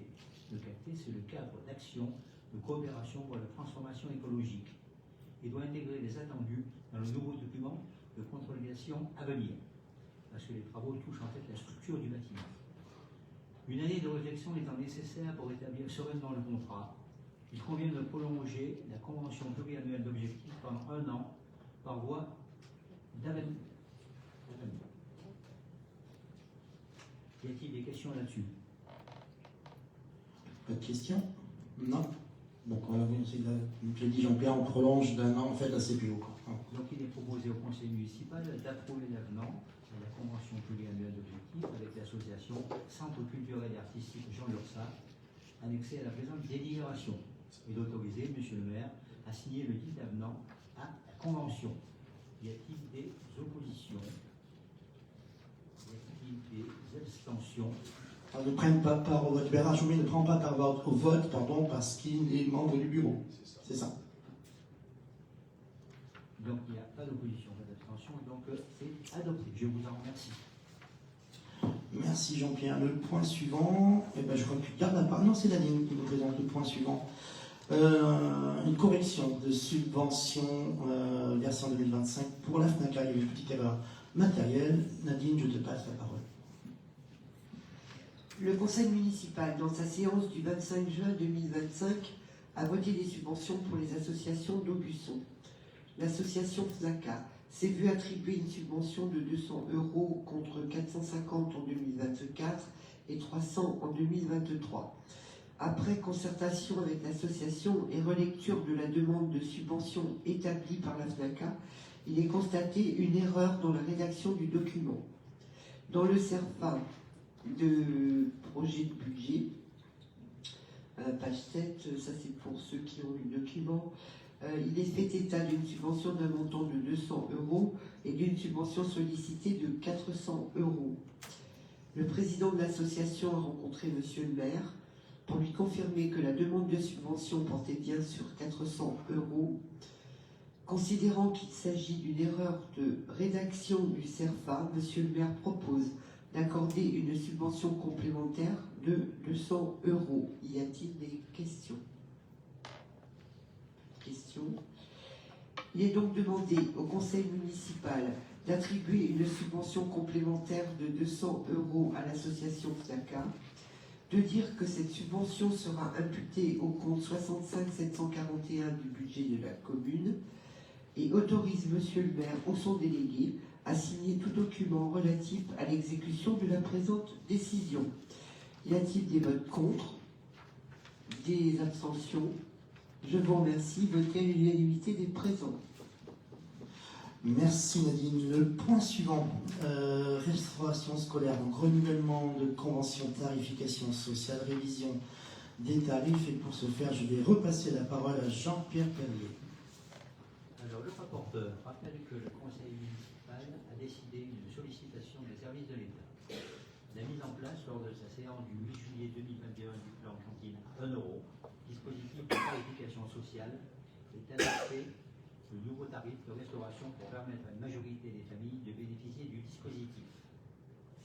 Les services de l'ESP ont fait savoir que à la commune, il convenait de signer une nouvelle convention compte tenu des nouvelles conditions d'éligibilité au dispositif et de revoir la grille tarifaire rappelée ci-dessous. Je peux vous la lire effectivement, coefficient 1, 0 à 700. Franchement, on a tous sous les yeux, c'est pas la peine. Je vais pas lire tout le tableau. Alors, les nouvelles conditions sont les suivantes. Tarification sociale, 3 € d'aide par repas, facturée à 1 € maximum. Les communes doivent adopter une tarification sociale comprenant au moins 3 tranches tarifaires selon les revenus des familles, avec une tranche à 1 € maximum pour les familles dont les quotients familiales CAF est inférieur ou égal à 1000 €. Adopter aussi le renouvellement des conventions jusqu'au 31 décembre 2027. Il convient également de rappeler que la municipalité, notamment lors de la préparation des orientations budgétaires et du budget 2025, a indiqué qu'en absence de continuité de financement, les tarifs de cantine seraient revus et qu'une analyse sur le coût du service serait faite pour adapter les tarifs de restauration scolaire. Pour mémoire, le prix de la fourniture de repas dans la fiche scolaire a été revu à la hausse pour la période 2024-2026. Coût du repas 3 € pour les maternelles, 3,20 € pour les primaires. Pour ces raisons, la commune propose au conseil municipal de revoir les tranches liées au coefficient familial afin de respecter les termes de la nouvelle convention et de voter ces nouveaux tarifs comme il suit. Je ne vais pas vous les lire, vous les avez sous les yeux. Est-ce que vous avez des questions sur ces tarifs? Peut-être pas de question, mais peut-être juste donc de préciser. Donc vous voyez en fait l'ancienne convention en fait nous permettait de faire un tarif à 1 € aux familles avec un coefficient familial inférieur à 1200 €. Donc toutes ces familles-là bénéficiaient donc d'un tarif à 1 €. Aujourd'hui donc le coefficient familial, enfin le plafond est descendu. Seules les familles ayant un coefficient familial inférieur à 1000 € sont concernés par le dispositif. Voilà. Et après, vous retrouvez donc la grille tarifaire qui est en fait, pour faire court, on a repris les tarifs qui étaient avant application de ce tarif à 1 €. C'est-à-dire qu'on n'a pas augmenté, notamment pour le COEF 2, le COEF 3, on a repris les anciens tarifs en fait. Voilà. Et après, les autres COEF n'existant pas, on les a créés et ainsi de suite. Voilà. Avez-vous des questions à ce sujet-là? il me semble que la dernière fois, vous nous aviez dit que justement l'État n'avait pas remboursé encore cette différence de prix. Ce n'est toujours pas le cas, je crois. Non, on n'a toujours pas d'ailleurs obtenu le remboursement effectivement de l'État. Non, ouais. A-t-il d'autres questions à ce sujet? Pas de questions? Bon. D'adopter ces tarifs. Y a-t-il des oppositions? Y a-t-il des abstentions? On n'entend rien.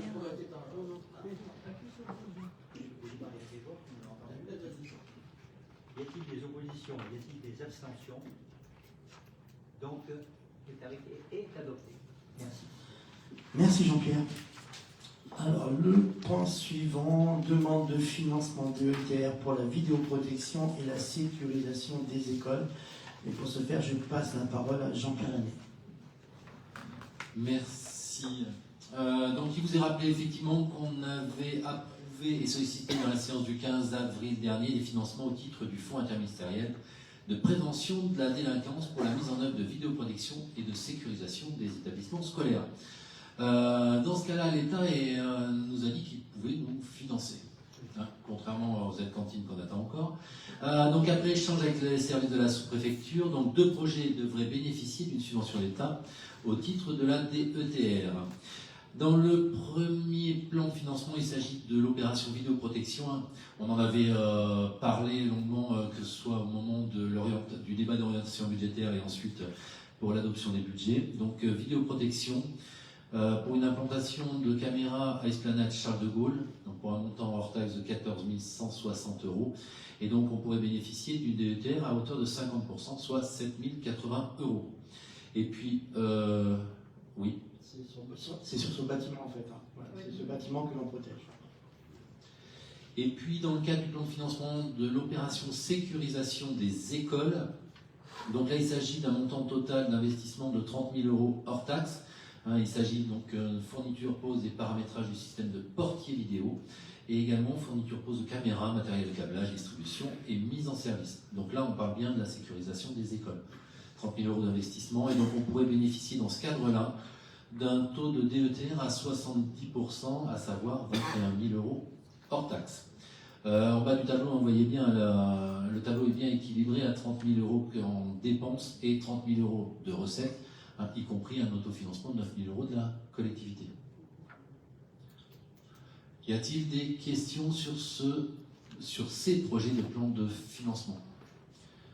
Donc je soumets au vote. Y a-t-il des oppositions? Oui, c'est ce que je viens de dire. C'est bien 30 000 d'équilibre. C'est ce que je venais de dire à l'instant. Donc, y a-t-il des oppositions? Y a-t-il des abstentions? Donc, adopté à l'unanimité. Je vous remercie. Merci Jean-Pierre. Pour le point suivant, donc cession de la parcelle BL32. Et là, je vais demander donc il s'agit donc de céder une parcelle à l'association de chasse Aubusson-Lez. Et pour le coup, je vais demander donc à André Berger et à Bernard Rougier de quitter la séance parce qu'ils sont concernés et donc tous les deux dans le bureau de l'association. Et nous avons demandé conseil à la sous-préfecture qui nous a dit qu'il serait plus sage qu'ils ne prennent pas part au vote et qu'ils n'en ont plus au débat. Voilà. Alors, donc, il est rappelé donc, que la commune a confié depuis le 23 mai 2019, donc, par voie de convention, après délibération du conseil municipal, la gestion d'un terrain à l'association de chasse d'Aubusson dans le cadre d'une expérimentation cynégétique. Donc l'association peut ainsi intervenir pour réguler la faune sauvage et limiter les dommages aux cultures. Le terrain cadastré BL32 est situé au lieu-dit des Bruyères. Par courrier, en date du 30 juin 2025, l'association ACCA Aubusson a fait part de sa volonté de poursuivre son action de façon durable sur cette friche laissée longtemps à l'abandon. Donc afin de permettre à l'association de développer et de pérenniser les actions en faveur de la biodiversité et de la cohabitation des espèces, il serait souhaitable que l'association en devienne propriétaire et puisse y faire les aménagements nécessaires à la poursuite de l'expérimentation. L'estimation des domaines de la parcelle BL32 est fixée à 6 000 € avec une marge d'appréciation de 10%. Considérant qu'en matière de vente de biens du domaine privé, la loi n'impose aucune obligation de publicité et de mise en concurrence, considérant que la vente peut être conclue de gré à gré avec l'acheteur, considérant que la CCA Aubusson fait un gros travail de valorisation de la parcelle BL32 et respecte ses engagements, à savoir la mise en valeur du patrimoine cynégétique, à la protection et à la gestion de la faune sauvage ainsi que de ses habitats. Je vous propose donc de céder la parcelle BL32 à l'association ACCA Aubusson. Voilà. Avez-vous des questions à ce sujet-là? Pas de questions?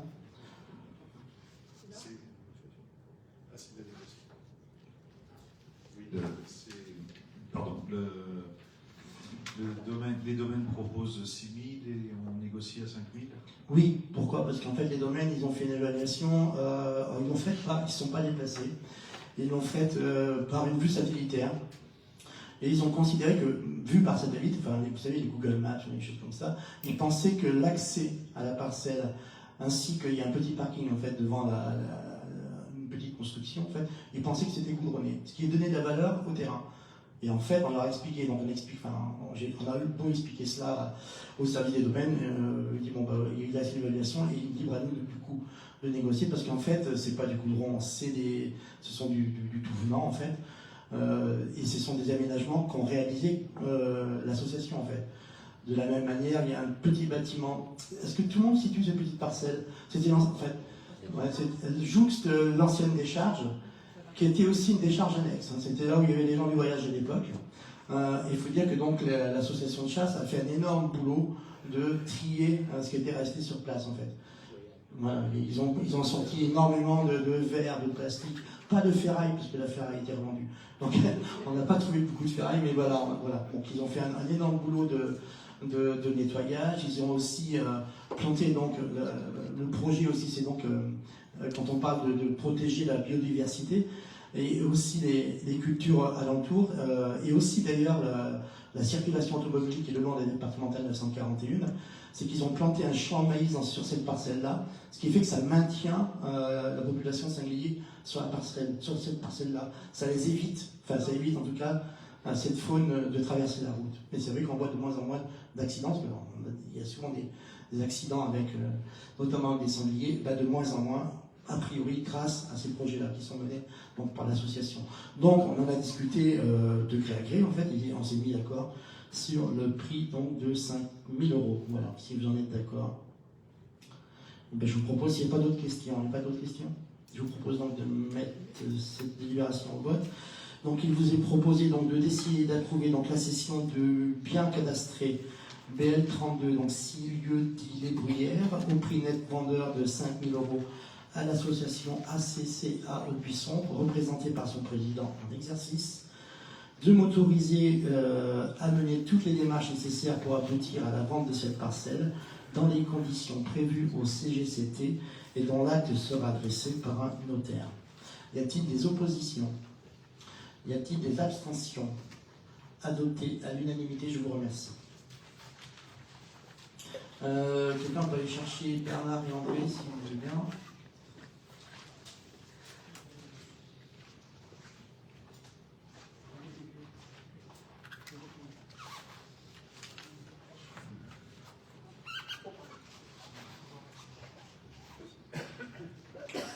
Alors, je peux vous annoncer du coup, les résultats du vote qui sont en accord unanime, compris de 5 000 €. Voilà. Le point suivant, une motion pour le classement en zone d'intervention prioritaire de l'ensemble du département de la Creuse. J'en parlais tout à l'heure lorsqu'on a parlé de l'espace de santé. Écoutez, je vous propose de vous faire lecture de la motion. Vous l'avez tous sous les yeux, la motion? Ouais.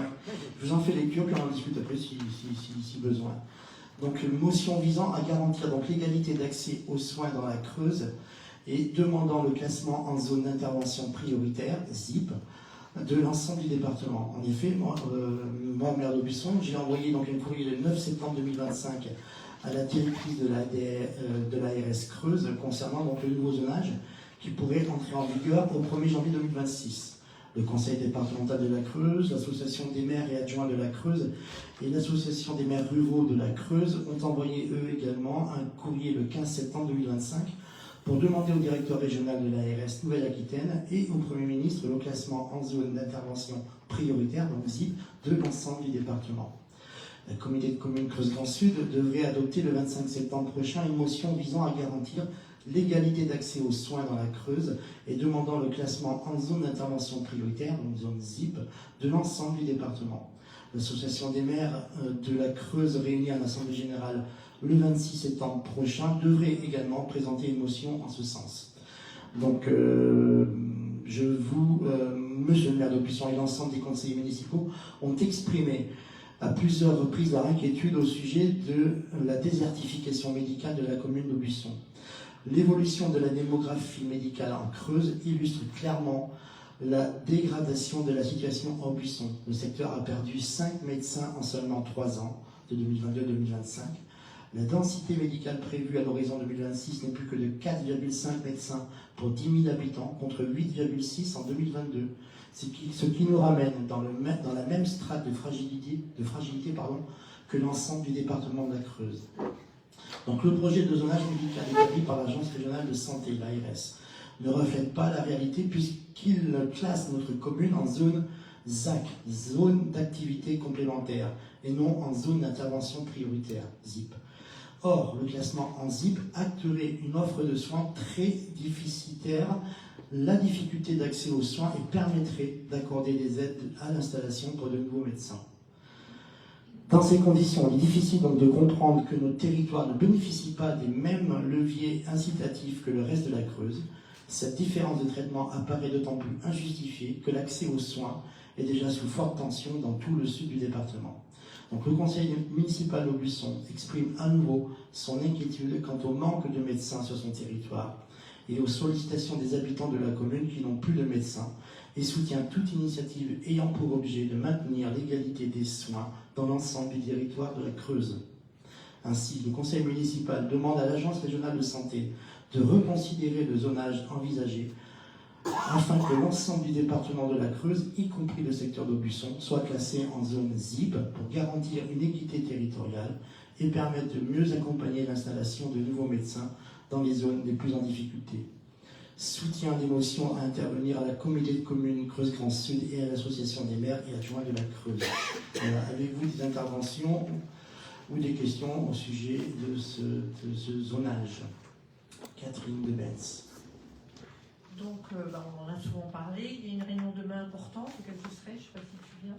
J'ai pas été convié. Non, il a invité les élus. Enfin, donc, non. Bon, je te dirai. Effectivement, ça joue sur l'installation des médecins, mais ça joue aussi sur les médecins juniors. C'est-à-dire que les médecins juniors, dans ces cas-là, seraient moins rémunérés. Alors déjà, ça va être compliqué d'en avoir. Si en plus on a beaucoup moins de rémunération, ça va être compliqué. Donc effectivement, il y a cette volonté que toute la Creuse soit effectivement en ZIP, pour ne pas faire de différence entre les uns et les autres, pour avoir une unité. Après, il y avait quand même d'autres peut-être scénarios qui seraient peut-être envisagés, on en reparlera.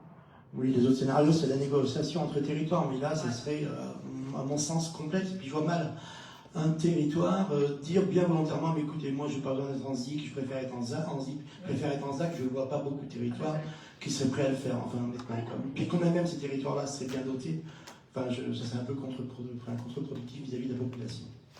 Donc, de toute façon, il y a donc, demain cette réunion, et au forum des élus, il y a quand même une manifestation de tous les élus, d'après ce que j'ai lu tout à l'heure. À l'Assemblée générale de la MAC.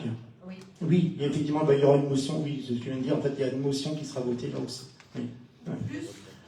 Plus manifestation de mai à 8h45. Oui, tous les élus sont censés arriver avec leurs écharpes, oui. et marquer effectivement notre volonté d'union sur tout le département. C'est ça. Ouais. Puis donc nous demande à ce que tout département soit placé en zone ZIP. Voilà. Bien. Y a-t-il d'autres commentaires ou des questions dans ce sujet-là? Non. Eh bien, je vous propose de la mettre au vote. Donc, y a-t-il des oppositions? Y a-t-il des abstentions? Adopté à l'unanimité, je vous remercie. La deuxième motion, il y a une deuxième motion. Donc, le conseil départemental, effectivement, envisage de fermer 5 centres d'exploitation dans la Creuse, dont celui d'Aubusson. Cette décision est à mon sens injustifiée au nom d'économies. Cette décision est justifiée par les départements au nom d'économies budgétaires. Mais comment peut-on priver une sous-préfecture, carrefour de 10 routes départementales, de l'outil qui garantit la sécurité et l'entretien de ces axes? Ces routes desservent l'hôpital, les lycées, le centre de secours, la gendarmerie, nos entreprises et nos commerces. Après la suppression du train, ce serait une nouvelle double peine pour le sud creusois. Et maintenant, en maintenant Felletin pour fermer Aubusson, le département oppose artificiellement 2 communes voisines au lieu de renforcer l'unité de notre territoire. Donc c'est pourquoi je vous propose donc que notre conseil adopte cette motion. Vous voulez que j'en fasse lecture de la motion? Je vous en fais lecture. Donc, motion pour le maintien du centre d'exploitation d'Aubusson. Donc, le conseil municipal d'Aubusson réuni le 23 décembre 2025 exprime sa vive opposition au projet de fermeture des centres d'exploitation routier d'Aubusson. Aubusson est la sous-préfecture de la Creuse. Elle se situe au carrefour de 10 routes départementales. La 941, la 982, la 942A, la 993, la 990, la 990A, la 59, la 23, la 18 et la 17, qui irriguent tout le sud du département. Ces axes sont indispensables à la vie quotidienne et desservent directement le seul hôpital du sud creusois, les établissements scolaires, le centre de secours et d'incendie, la gendarmerie et bien sûr la sous-préfecture. Aubusson est d'abord un centre économique et de services majeur pour le sud creusois. La zone industrielle du Mont constitue un pôle d'activité et d'emploi essentiel, tandis que l'offre commerçante particulièrement riche et diversifiée fait d'Aubusson un lieu d'attractivité et de service pour l'ensemble du territoire. À cette dimension s'ajoute le rayonnement culturel et touristique reconnu, capitale mondiale de la tapisserie, dotée de la cité donc internationale de la tapisserie, d'une scène nationale, d'un cinéma, d'un centre aquatique et d'une offre patrimoniale et touristique unique. Alors que notre desserte ferroviaire vient d'être supprimée et remplacée par des bus, nos routes sont plus que jamais sollicitées. Dans ce contexte, fermer le centre d'exploitation d'Aubusson serait une décision incompréhensible et profondément injuste qui affaiblirait la sécurité des usagers, l'accès aux services publics et l'égalité entre les territoires. La présidente du conseil départemental justifie ce projet avant tout par des économies budgétaires. Pour tenter de l'accréditer, elle met en avant le maintien du centre de Felletin, situé à seulement 10 km. Mais sacrifier un équipement stratégique au seul motif d'économie est inacceptable. En choisissant de maintenir un centre voisin tout en fermant celui d'Aubusson, sous-préfecture et carrefour routier majeur, elle oppose artificiellement les élus et les habitants du sud creusois au lieu de renforcer l'unité de notre territoire. Cette méthode, appliquée ailleurs dans le département en opposant systématiquement un centre maintenu à un centre supprimé, divise artificiellement les élus et les habitants, alors que la Creuse a besoin d'unité et de solidarité. Le conseil municipal d'Aubusson estime qu'il est inconcevable qu'une sous-préfecture puisse être privée d'un centre d'exploitation routier pour des raisons purement comptables. En conséquence, le conseil municipal d'Aubusson affirme avec force que le maintien du centre d'exploitation d'Aubusson est indispensable, s'oppose fermement à sa fermeture, demande solennellement au conseil départemental de revenir sur ce projet, appelle l'ensemble des élus, acteurs et habitants à défendre ensemble ce service public vital au-delà des divisions artificielles.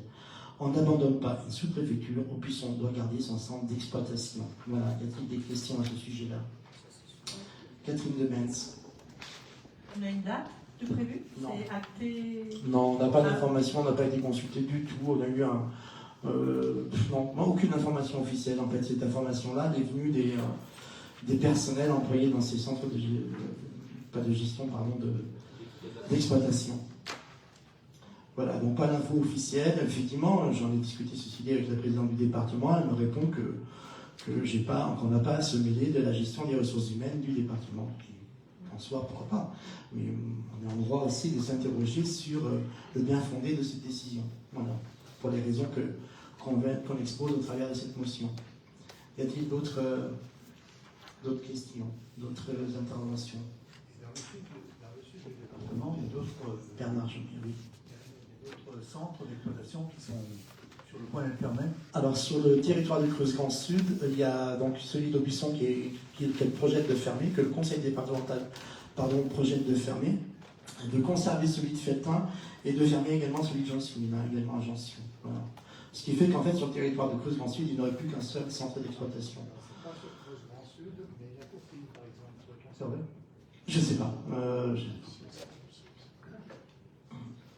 Enfin voilà, moi je trouve ça inacceptable, donc c'est la raison pour laquelle je vous fais passer cette motion, je vous demande de l'approuver. Y a-t-il d'autres commentaires, d'autres... non? D'autres questions, Bernard? Non. Ok, écoutez, je vous la mets au vote. Y a-t-il des oppositions? Y a-t-il des abstentions? Adoptées à l'unanimité, je vous remercie. Nous passons aux questions et informations diverses. Moi, j'ai quelques points d'informations à vous donner. Au chapitre économie, par exemple, la bonne nouvelle, vous l'avez lu dans la presse, c'est... alors, c'est difficile de se réjouir de la fermeture comment on appelle ça, un plan de redressement d'une multinationale. Mais il se trouve que pour une fois, Aubusson va en tirer parti avec la fermeture du site de Carros, qui va bénéficier donc à Electrolux Aubusson, avec l'activité café de l'industrie. Cette chaîne de production sera déplacée ici à Aubusson, ce qui sera donc créateur d'emplois. Je dis sera parce qu'en fait, c'est encore un petit peu conditionnel, c'est-à-dire que pour l'instant ils sont dans les négociations, ils discutent avec le personnel pour savoir quels sont ceux qui veulent venir sur le territoire ou pas. Enfin, c'est un plan de restructuration, donc effectivement on discute avec les personnels. J'ai eu Alexandre Lépée cet après-midi au téléphone pour faire un point avec lui, de savoir où on en était. Il y a effectivement certaines personnes qui sembleraient intéressées pour venir s'installer sur Aubusson, ce qui est bien pour notre territoire. Alors pas tous, bien évidemment. Avec la préfecture, la Comcom, on va organiser également un séjour immersif à destination de ces salariés qui seraient susceptibles de venir ici à Aubusson, pour les convaincre de venir ici à Aubusson, parce que c'est important de créer de l'emploi, mais c'est aussi important de faire venir des familles sur Aubusson. Bien évidemment, tous ne viendront pas, mais si on peut en faire venir quelques-uns, c'est bien. Et pour ceux qui ne viendront pas, les postes à pourvoir seront à pourvoir ici sur Aubusson. Enfin voilà, c'est une très bonne nouvelle. Je voulais vous en dire un petit mot. Dans les bonnes nouvelles, il y a aussi l'inauguration du collectif MICA qui a eu lieu le week-end dernier, ou il y a 15 jours, je ne sais plus. Donc sur le site Cinco, on en avait parlé. Donc comment? Il y avait effectivement dans la montagne d'aujourd'hui un article sur l'inauguration de leur centre, qui est un centre artistique et artisanal. C'est ça, ouais. C'est des artisans d'art en fait. Voilà. Pour vous expliquer un peu la jeunesse, je crois que j'en ai déjà parlé, mais j'ai plaisir à le redire. J'avais rencontré Vincent Crignac qui est à l'initiative de ce projet. Il y a un an de ça, il cherchait un local sur Aubusson. Je lui ai fait visiter le site Saint-Cloud, mais il est immense le site Saint-Cloud, c'est 1000 mètres carrés. Il m'avait dit oui, écoute, on sera 2-3 à venir, on pourra couper le site on pourra le scinder par moitié.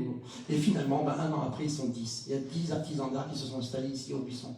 J'en suis fier. On peut être fier de ça. C'est aussi de l'économie. C'est aussi un maintien de ces métiers-là. Ce sont des métiers d'art, mais des métiers qui, pour certains, sont en voie de disparition. On y trouve une sellière, on y voit un ébéniste.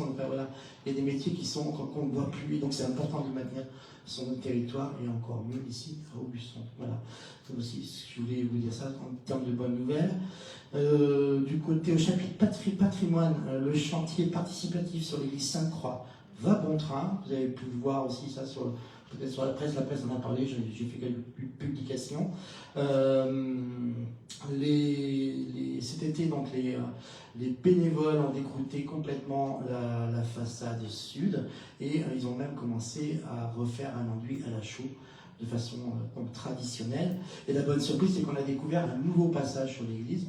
Donc là, sur cette partie-là, le chantier est un petit peu à l'arrêt, parce que les discussions s'opèrent. On est en discussion avec les architectes des bâtiments de France. Qu'est-ce qu'on fait de ce passage-là? Il était muré et donc caché derrière l'enduit qui était lui en ciment.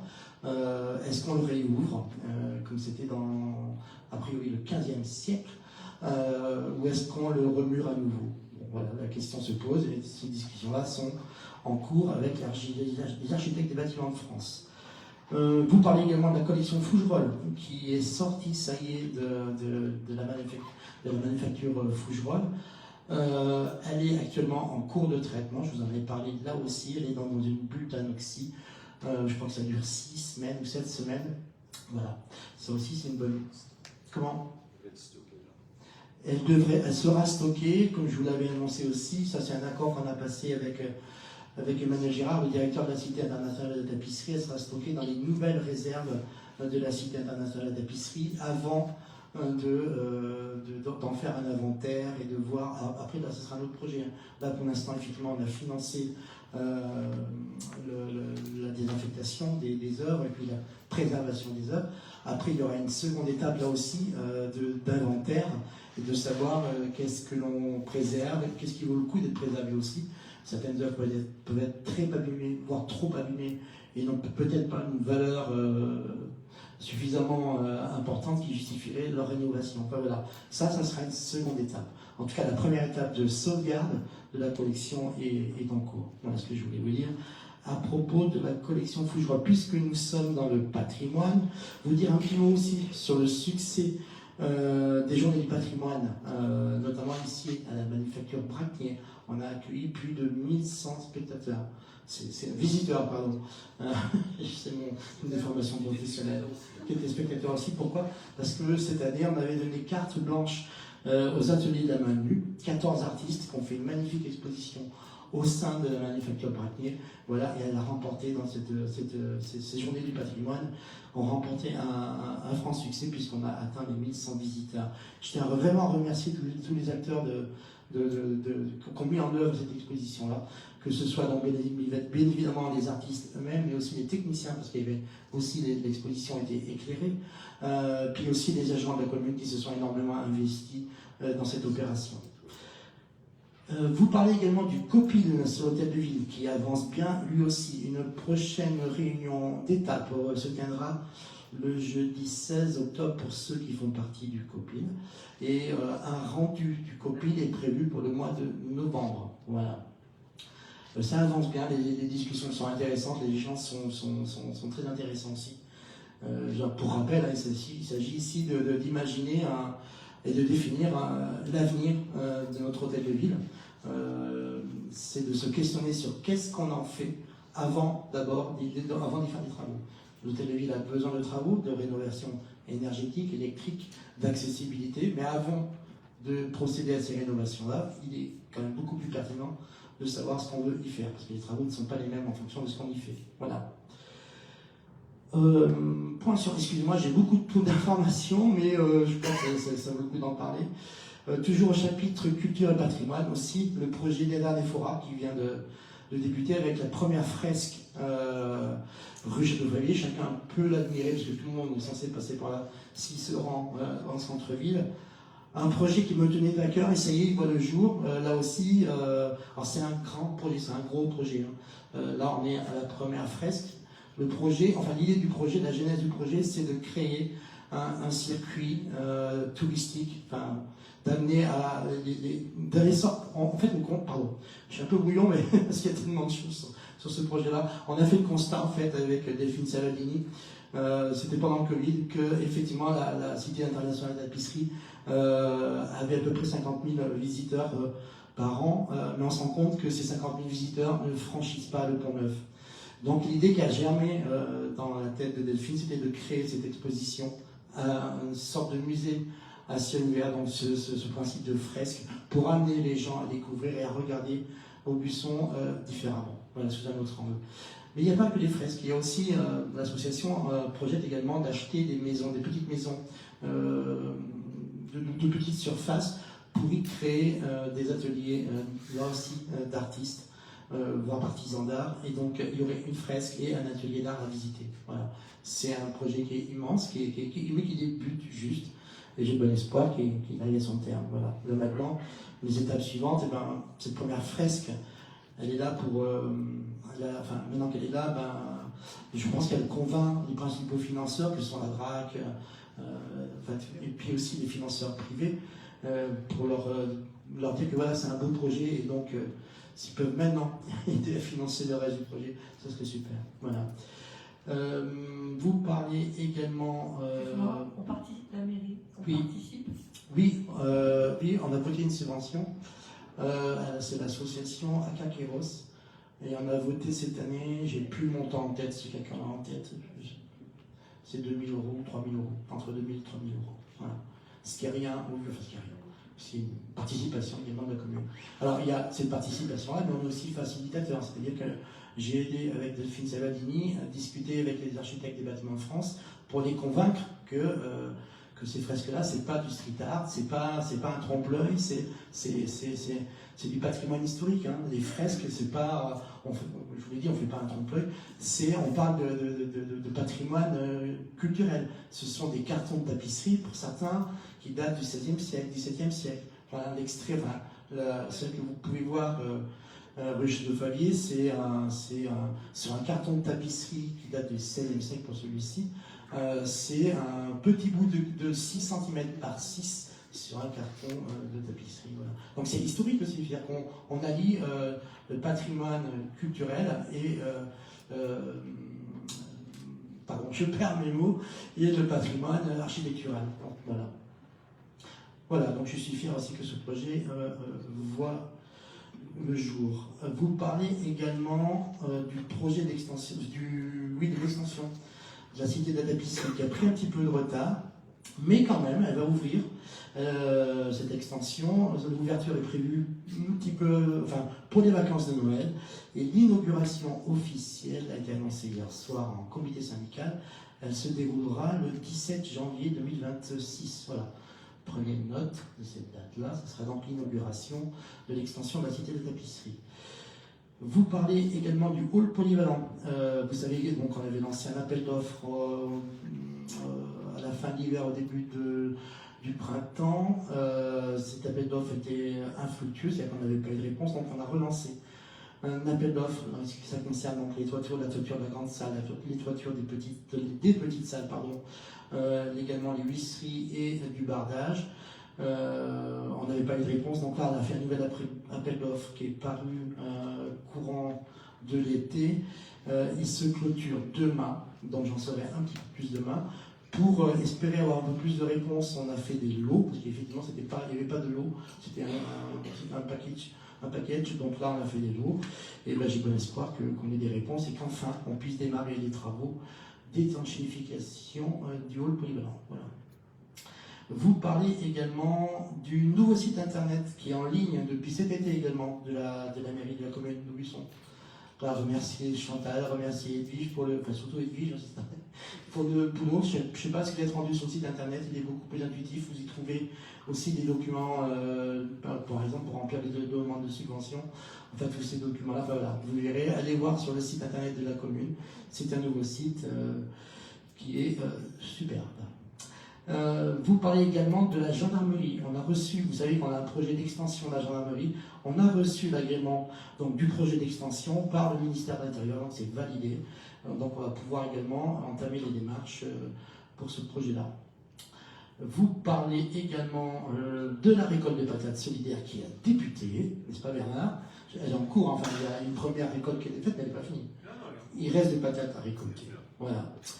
Moi, j'en aurais fini ici. Vous dire juste dans les choses à venir, dans les événements à venir, l'élection de Miss Limousin qui aura lieu donc le 4 octobre au hall polyvalent, le forum de l'automne qui aura lieu le 9 octobre, donc forum du CCAS, forum sur l'autonomie.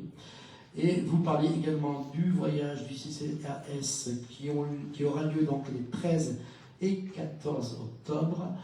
Un séjour au cœur du Périgord noir. Voilà, moi j'en ai fini pour les informations ou questions diverses. Je vous cède la parole bien volontiers. Si vous avez des questions diverses, c'est le moment. Pas de questions diverses? Tout est dit. À Téléro, c'était 3 000 euros. Voilà.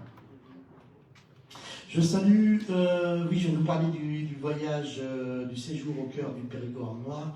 Je veux remercier Isabelle, qui s'est démenée comme une dingue pour mettre sur pied ce voyage. C'est jamais bien évident de mettre sur pied un voyage. Je te remercie, Isabelle, au nom du CCAS. Merci à toi, Isabelle. S'il n'y a pas d'autres questions ou informations diverses de votre part, écoutez, je lève la séance. Je vous remercie. Je vous souhaite une bonne soirée à toutes et à tous. Merci.